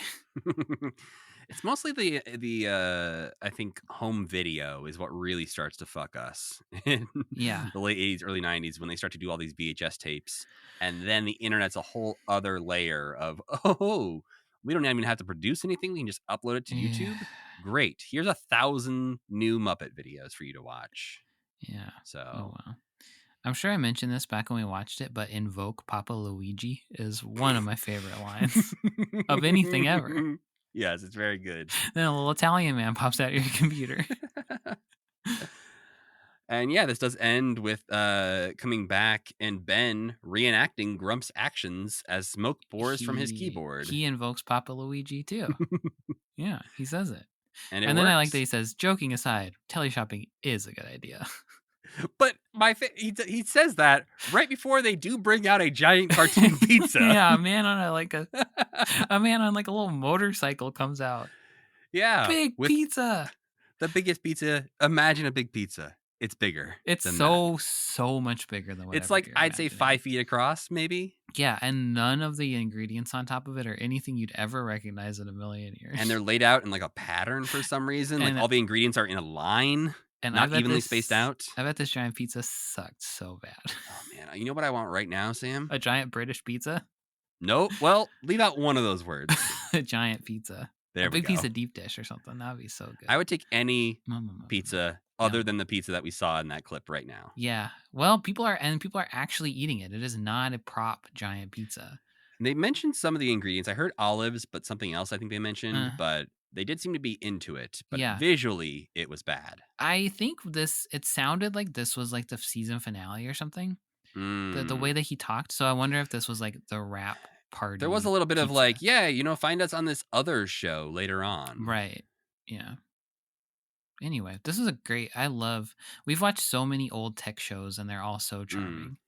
Yeah, now I want to know what these people did afterwards. Like if they kept being in, British television, or if they went into the tech sector or something like that. But so many of them are harder to find than you would think. Like the lady has the name of some other lady. So right, yeah, that's the kind of thing. Yeah, like I looked up Ben Knox, and there's like a famous football player, and it's like, well, you're ruining my SEO here, dude. Yeah. And then we have 2 quick Uncle Traveling Matt postcards from 1985. One about curling and one about dancing.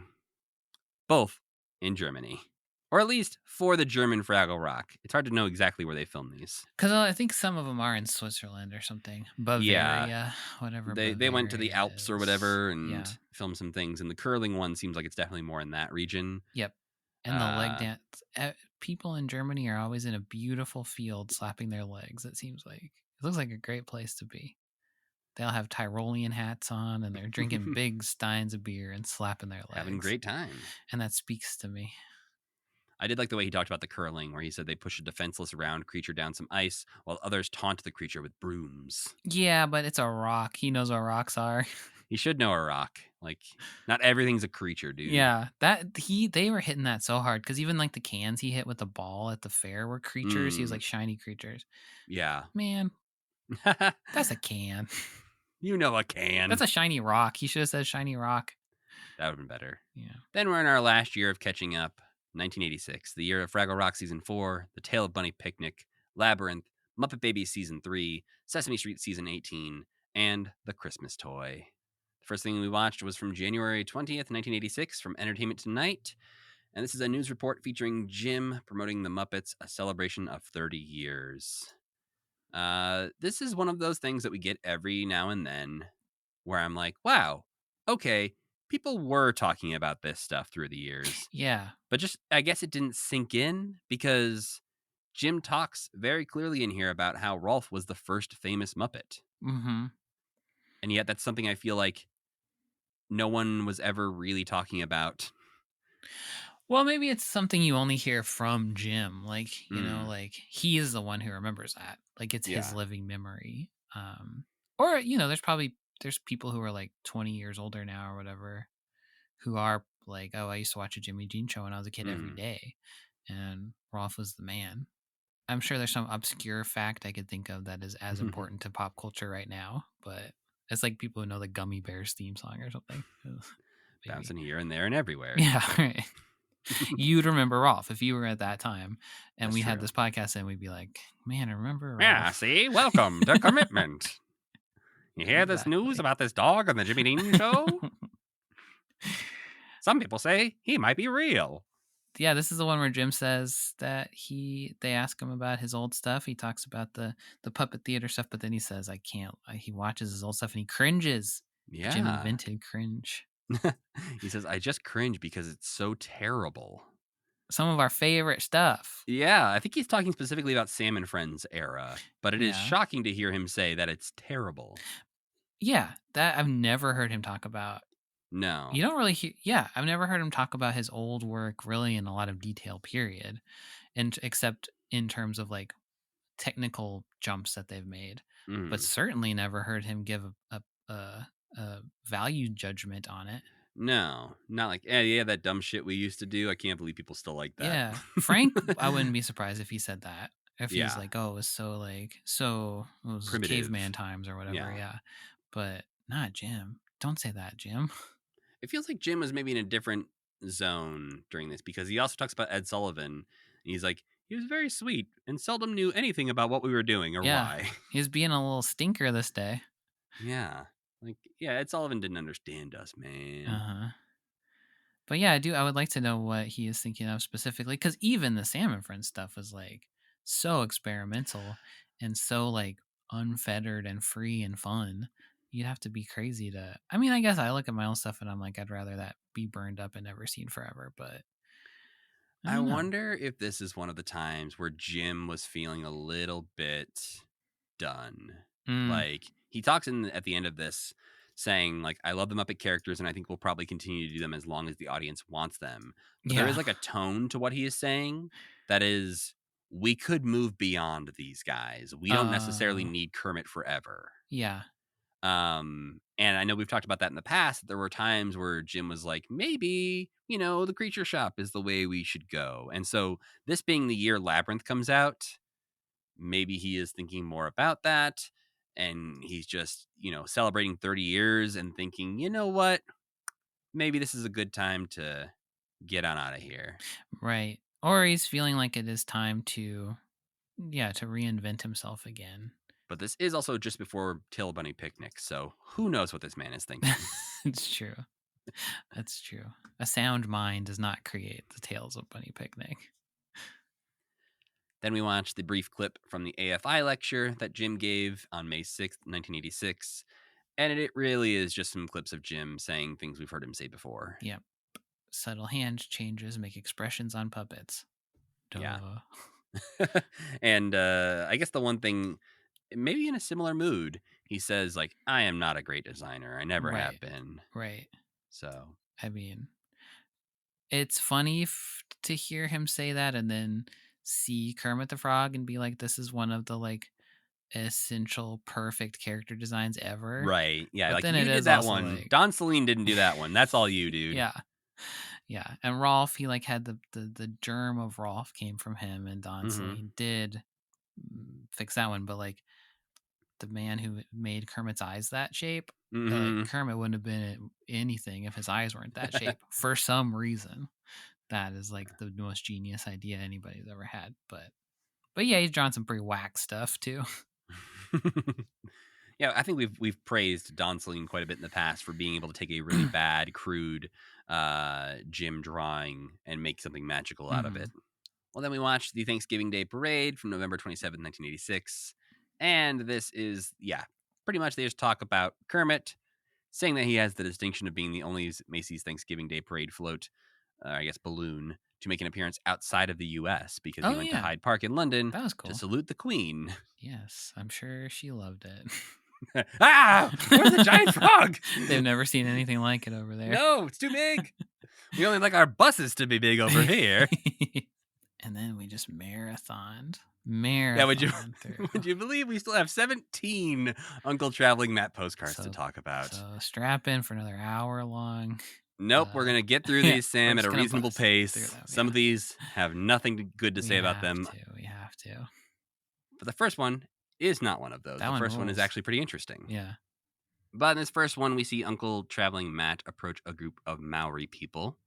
But then Uncle Traveling Matt gets some tomoko on his face. These are traditional Maori face markings, which are typically tattooed. So I don't know. Them real fast if they were tattooing them. Yeah, it's also not a thing that non-Maori would typically do. So it's a bit weird for Uncle Traveling Matt to have it done. But they did it to him. That is very true. And hopefully without asking him if it was okay. Yeah. But yeah, this is cool. This is an interesting. They don't edit these puppets in this way that often. I feel like adding that kind of design element to them. Yeah, and if you, like me, were curious after seeing this about tomoko and just the history behind it and more information, there's a very good 12-minute long YouTube video called Tomoko on the National Gallery of Australia's YouTube channel. Was there an Australian version of Fraggle Rock? No, but they definitely took a trip there at some point to do a bunch of these. So they had the UK version probably, or something like and that. they popped over to New Zealand just to do this one, I guess. Right, okay. Then we've got Uncle Traveling Matt back in the United Kingdom watching cricket in the one that I think I disliked the most. Everybody looks so bored watching cricket. To be fair, as someone who knows nothing about cricket, seems fair. But also, we didn't learn a single thing about cricket in this. We learned different ways people sit down. Some of them are just in the park watching cricket. Uncle Traveling Matt doesn't even accidentally teach us anything about cricket in this. Nope, not at all. And everybody looks like they're not having any fun. Maybe that's what we learn about cricket. It's not fun to watch. I mean, I know games can last weeks, I believe. So, yeah, I think that's right. Maybe they're on it's also week 6. The most popular game in the world or something it like is. That. So maybe we should learn something about it. And maybe we just don't, traditionally play it here in the U.S. It's just not portrayed very well in this particular video. Well, and I think in U.S. media in general, right, it is portrayed as boring and confusing. So why would you want to learn about it? The thing I know most about it is from the Ninja Turtle movie, where Casey Jones beats someone up with a cricket bat. Which is, what does he say? Cricket. You got to know what a crumpet is to play cricket. There we go. Well, next, Uncle Traveling Matt is inspecting a suit of armor, which he describes as a shiny silver silly creature. And he climbs up, sees that no one is home, and he falls inside the armor. This was a good one. Could have been in the regular show too. I was thinking the whole time, did somebody wear that armor back in the old times, and now that's being made a mockery of? That armor. That's probably true of a lot of suits of armor. Yeah, that armor could have been worn in taking someone's life, and now Uncle Traveling Matt is crawling all over it. And a ghost in that building is like, oh, come on. Come on. That was a war hero. Well, in the next postcard, Uncle Traveling Matt confronts some punks. Yeah, who are awesome. standing in front of Piccolo Mondo, an Italian restaurant in Southampton, London, which is still there. You could go to this Italian restaurant if you wanted to. Was it like a place in the punk scene or something? I mean, I don't know at all. Okay. So I'm not going to pretend to know. But yeah, I'm curious if this is a place that was famous for the punk scene or if it was just a place near the studio they filmed Fraggle Rock things at in London. But these were legit punks. This was cool. This was I think there were moments in these Uncle Traveling Matt ones where he actually is teaching you more than I feel like we ever learned in. Or maybe it's just because American culture is shopping malls and food courts and stuff. That's what we learned about. But yeah, some of these were interesting. Yeah, this is like the punks of the era in like the movie Valley Girl with Nicolas Cage. Yeah. If you've seen that. Right. It's like that area, like that era of punk where you're not the giant mohawks and spiked Hot Topic bracelets and stuff, but rather just like sort of 80s pink combed weird hair kind Right. of thing with It's almost baggy vests. it's like not emo, but it is kind of more akin. It's like colorful emo, like what you think of Yeah, when you think of that. it's the punks who would soon hear the Cure and go, "Well, actually, I kind of like this Cure thing." Right. Right. These bright colors, they're so trite. I'm sad now. Mhm. Yeah. He likes being a punk too. This is who he was meant to be. Oh yeah, he's just a bit old for it. I think they wouldn't actually want to hang out with him afterwards.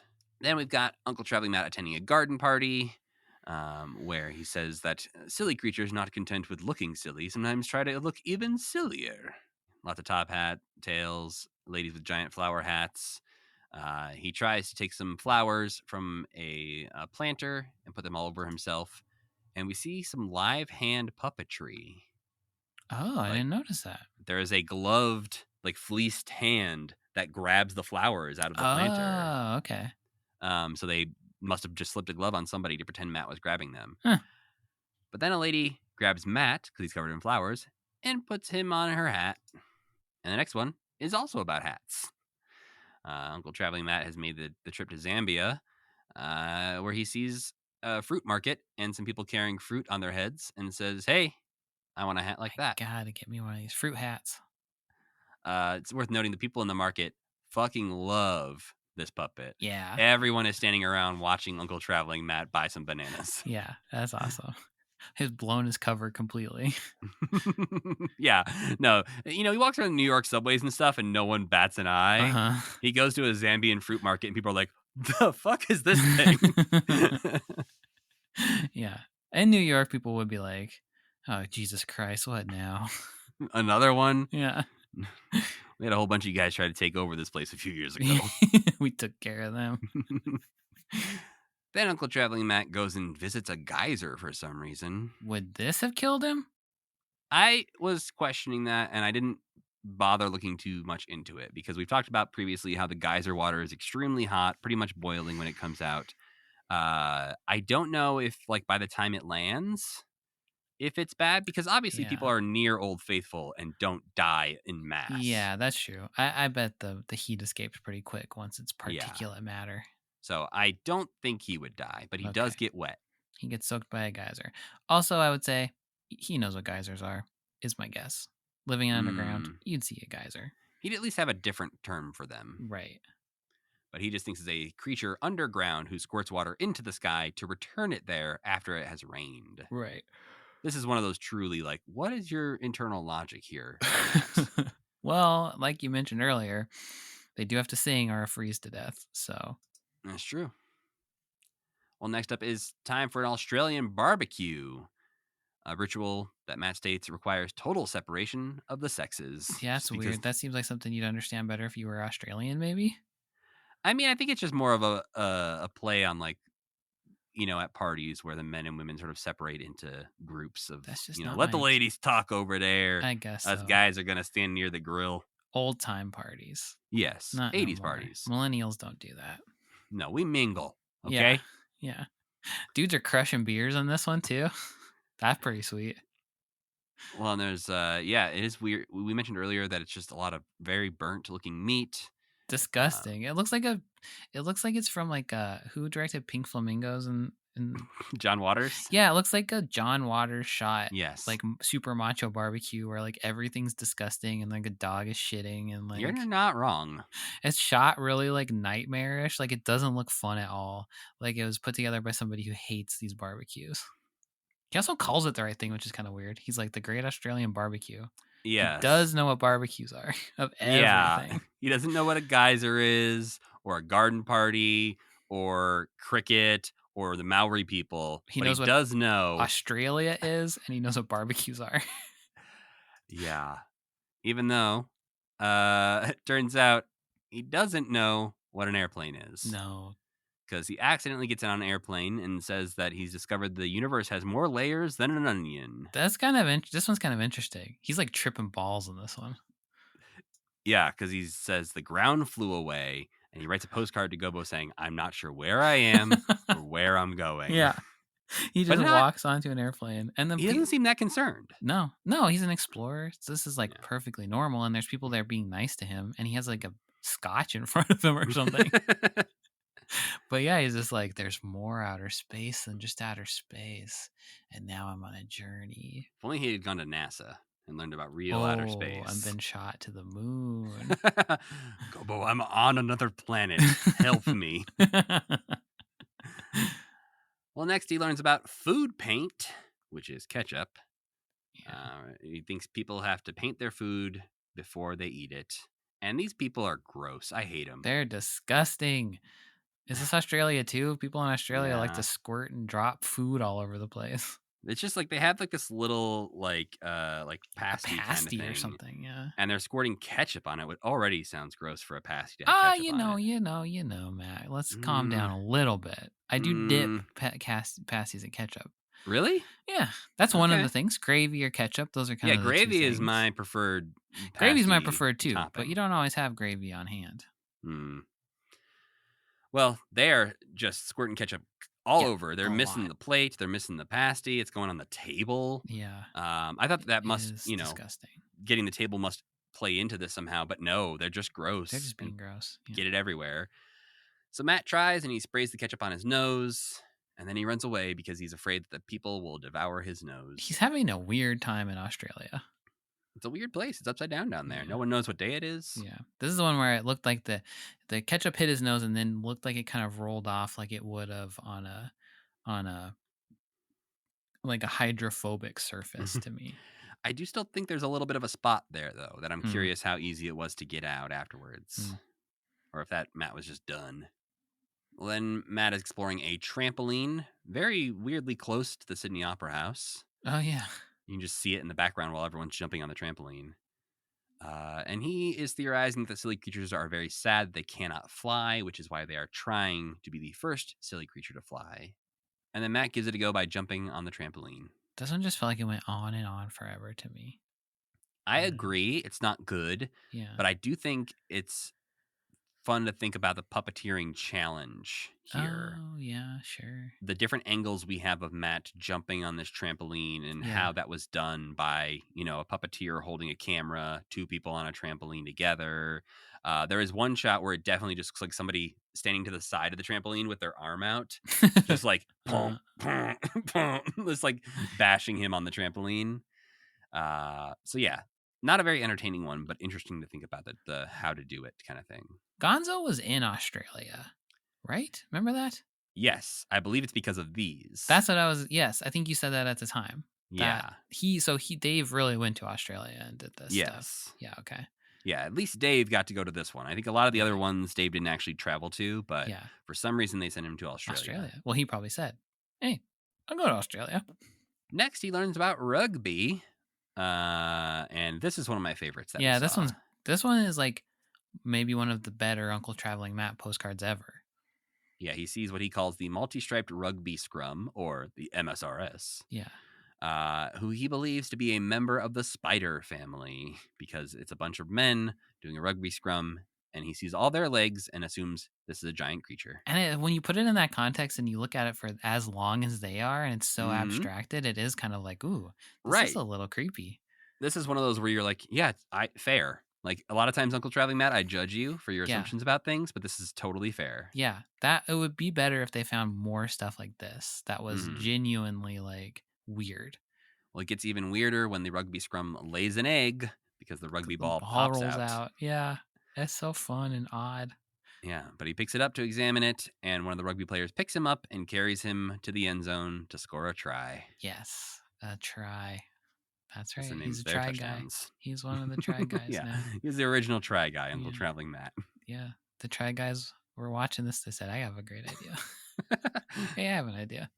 Yeah, that's actually, no one knows this. The Try Guys actually started off as a rugby channel. Yeah. Well, then we've got Uncle Traveling Matt learning about unique means of communication, which is people swatting at flies, which he thinks is sign language. And this one fucking sucked. This one sucks Because he even accidentally learns the truth at the end, but Yeah. it isn't good because he's like, well, I don't know that I've mastered the finer points, but it certainly keeps the flies away. How droll, sir. Ugh. And they have to just like invent this excuse that like a garbage man is picking up a trash can nearby to be like, I guess that's why there's flies. You don't see a fly either. Like maybe if you'd seen a couple or something. But yeah. Or even like, I don't know, do they even have the sound effect? No, in I there? don't think so. It's just Come on, going. guys. On the We're flip so side, close. though, We got 3 left, I think. Is that right? we got 4 left, but I'm trying, Sam. We're Fuck. getting there. Oh, And the next fuck, one 4. is Okay. interesting, at least. Okay. The next one, Uncle Traveling Matt goes to an aviary, where he says that because silly creatures are not very colorful on their own, they get noisy hats to add color. Because at this aviary, everyone just gets to put birds on their heads. I feel like it's not as much an aviary or as it is just a place where there's a shitload of these birds. And they'll just land on your head. Yeah. If you start feeding them, they'll sit on your head and most likely poop. Looks fun as hell, though. Well, especially at the end, because Uncle Traveling Matt gets to have a giant cockatoo sitting on top of his head. Yeah, he's like, I got the wrong size. Yeah. He looks up and he's like, do you have something in a 7? That was a pretty good one. You're right. That was fun. I just like seeing a giant ass bird on top of a real Muppet. That's true. I bet Dave was having a fun time down there. He probably did get pooped on, though. You probably got pooped on. You work with birds, you're going to get pooped on. They can't help it. You can't even be mad at them. No, they don't know any better. Then we have Matt trying to watch some sheep herding as if it was a sport. He sees the dogs who have a coach by way of a human and he thinks this is unfair, so he jumps down to try and coach the sheep to be better. Because they're kind of going back and forth on a field is like the yeah. He's watching it like football. I can see what they're trying to do. Yeah, but it doesn't work as well as the rugby one. They pull it off, yeah. And this is another one that feels like it goes on too long. Absolutely. But the next one, if you wanted to see some babes on Fraggle Rock, if you want to see Traveling Matt look at some butts, then you're in luck. Is your one and only chance, maybe, when he's going to see some sunbathers. Because, as he says, silly creatures come into this world raw and spend most of their time cooking themselves. But he says they wear sunglasses because they're too embarrassed to be seen in public in their underwear. And we see just a bunch of people in very skimpy swimsuits. Several booties walk by. Okay. And then he starts touching people. He does start touching people, and it gets him in trouble, thankfully, because he sees a very tan man who he's like, ooh, this man's almost completely cooked. Yeah. And gets chased away. I thought he was going to say they are out to wear sunglasses so they can look at all the butts. Because, because he's like, the reason they wear these shades on their faces. And then you see 2 women walk by in bikinis, and you're like, what's he about to say? But speaking of swimsuits, we are here watching our very last Uncle Traveling Matt postcard of the episode. And he is wearing an adorable little swimsuit and cap. Mm-hmm. But it's also one of the worst postcards. Yeah, there's something about this one doesn't work. He tries to say, at first it sounds like he's talking about the boat, like the boat is the creature being tied up by rope. Yeah. But then the metaphor changes, and the woman who's water skiing is the one who, I guess that was the creature they were trying to tie up with the rope. Because he says, and then suddenly she was dragged away. And I'm like, oh. Okay. I think the boat was the monster, and the monster dragged the lady away, and he was scared about that. Well, then she comes back, hands Matt the rope, and he presumably gets pulled off by the boat, but they didn't have the budget to film that. Nope. That was the most disappointing part. They didn't even try. No, they just have Uncle Traveling Matt get moved aside. Yeah. And clearly standing on the shore with trees behind him and everything. They could have moved the camera around so there weren't trees behind him. Yeah. Or pulled him faster, even. Yeah. Or squirted some water up around him. Anything. You're by the ocean. There's plenty of water. But that does it, Sam. We have completed our catch-up episode. That was a marathon one. So many fucking postcards. Yeah. It's all over, though. Yeah.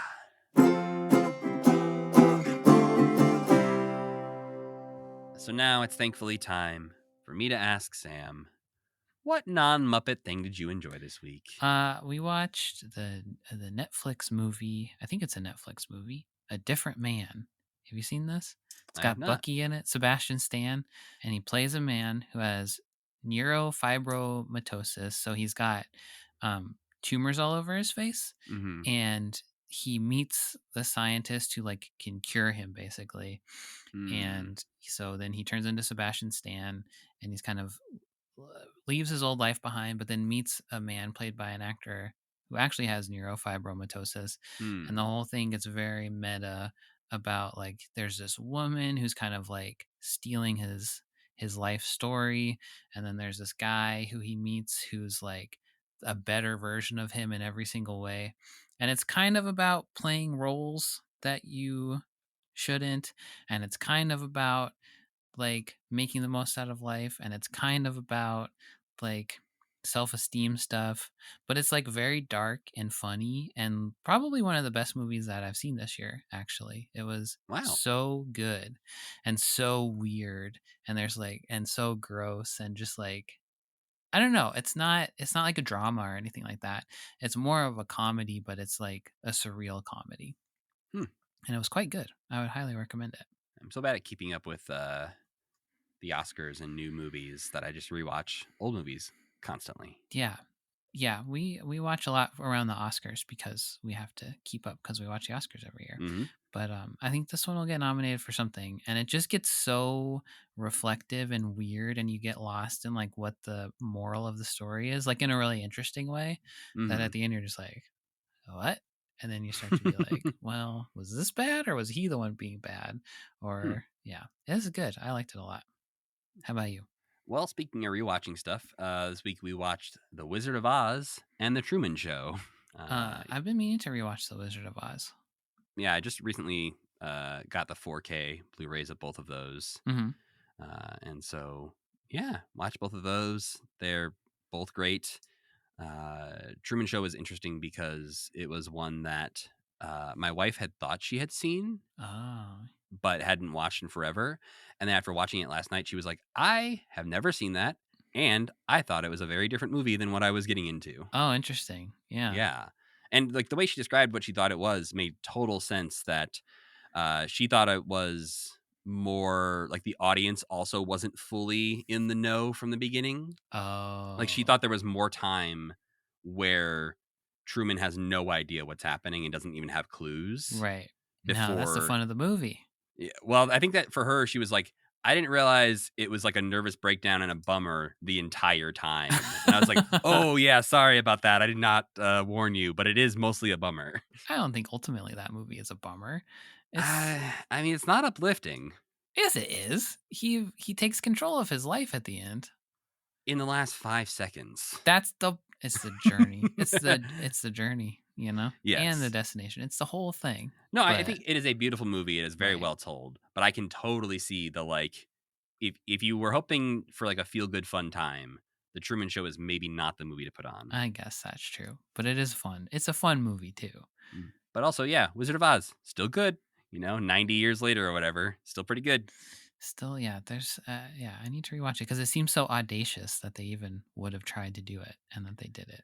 Yeah, there's things you watch in there now that you still aren't really sure how they pulled off, Right. or the fact that you think about other movies that were happening at the time and you're like, oh, wow, okay, yeah, compared especially to other things coming out at the same time, Uh-huh. ridiculous that they pulled off that movie. Has a line that makes me laugh really hard for some reason when or Dr. Marvel or Professor Marvel or whatever is in the hot air balloon at the end. And he's like, I can't come back. I don't know how it works. I love Which that. we've talked about many times on this It's so podcast. funny. No one knows how they work, so Yeah. Anyway, yeah. I've been watching the Hunger Games too. If I've never seen them mm. before. And there's a lot of stuff in that that's like, yeah, you really like the Truman Show, huh? Okay, They're under a big sure. dome. There's hidden cameras everywhere. There's like, it's like somebody watched a Truman Show and they were like, but what if? I think Dark. they maybe watched Battle Royale and said, "What if?" Yeah. Oh, that too. Oh, I totally forgot about that. Yeah. And then the person who made Fortnite watched that and then went, ah. Yeah. There's even a part in one of them where, like in Fortnite, they have to run away from like this encroaching mist that slowly kills them if they. Mhm. Come on. Somebody owes somebody some Come money, I on. think. Yeah. Well, we need to let you know what we're watching next time. And next time, we will be wrapping up January of 1988 with another episode of The Storyteller. this one titled A Story Short. We'll also watch a handful of undated 1988 things, including 2 more direct-to-video Muppet Babies video storybooks. I'm going to come over to your house right now and kill you. If you remember correctly, Sam, we didn't have a ton to say about these, so I thought we could knock out 2 and it wouldn't be too bad. We can't record this in the same place because I would kill Matt. Sam would just throttle me every week. That is the unspoken agreement that we have made off mic. That... Well, let me tell you what stories we're going to hear in these volumes 2 and 3 next week. Gonzo saves London Bridge. I'd like to see him try. What a stupid thing to write a book about. Okay, continue. If I were just like Kermit, Animal Go Bye-Bye, Kermit the Hermit. Okay. A Love Note for Baby Piggy. Oh, boy. And Scooter and Skeeter's Merry-Go-Round Puzzle. I'm not watching this. I quit. Well, we'll see if Sam refuses to watch it next time. There's also a couple PSAs for National Wildlife Federation that we'll be watching, but those are like 30 seconds long. But yes, the storyteller will be our main event next time. This is Mystery Science Theater. I'm getting a first-hand You know what? It's experience getting close. What it is like. The problem is, Sam, they put out so many VHS tapes in 1988 that we have to watch and get through. And I didn't want to leave them all for the end, so we had to watch them all at the same time. So I have to sprinkle them in. A man with mustache and glasses comes on a little computer screen and makes me watch a bunch of stuff I don't want to watch. You're welcome. Okay, I'm excited about the storyteller, though. Yeah, focus on that part of it. Okay. And then watch the other stuff at 1.5 times speed like we did last time. Oh, God. Okay. And you know what? Also, I said at the beginning of this, maybe it would only take us 2 hours. This is a fucking lie. I bet the next episode will take us 3 hours, too. We gotta do something, Sam. We gotta. It's so Our late. podcast is in real time, unfortunately. Well, yes, we need to get out of here. But before then, we need to thank our friend Tuna for making music for this podcast, Cassie Wilson for singing our theme song. Don't forget to go to commitment.com for all your commitment needs. You can also rate and review us on Apple Podcasts, ideally a 5-star review. Yeah, Matt shared with me. Somebody who didn't like us talking about having sex with a snowman. Okay. We received a 1-star review on Apple Podcasts that basically said we are incapable of having an intelligent conversation based on the fact that they said I tuned in to hear a discussion about Muppet Family Christmas, but instead what I heard was talk about snowman sex and a stream of vulgarity. Okay, to be fair to that person, we did release that episode 3 days before Christmas about a beloved Christmas classic. To be fair to us, that was Mike Falzone's fault. I think he brought out a certain energy in us, but I stand by it. I think still a fun episode. I think actually he said you can't have sex with the snowman, and we both said, I beg to differ, sir. I think it started by us trying to say that we could have sex with a puddle. Yeah. And that all snowmen are potential puddles. Yeah. But again, this review said that it was anything but intelligent. But I would counter with the fact that Mike Falzone makes a reference to Saltburn in that conversation about having sex with puddles, which I would say is a pretty intelligent joke. Smart guys. He also made a joke I had to Google later on. That's Remember true. some book or something. Yeah, he got the author's name wrong. It would have been super clever and smart. We were talking about fucking Hamlet. Yeah, we're fucking smart, yo. They're not listening anyways. So if you want to balance out that person's 1-star review, go give us some 5-star reviews. Or they are listening and they're vibrating with rage right now. Well, go ahead and follow this podcast everywhere on social media at Commitment Pod. You can also follow me at Matthew Gatos. And I'm Sam Schultz. And as always, keep believing. Keep pretending.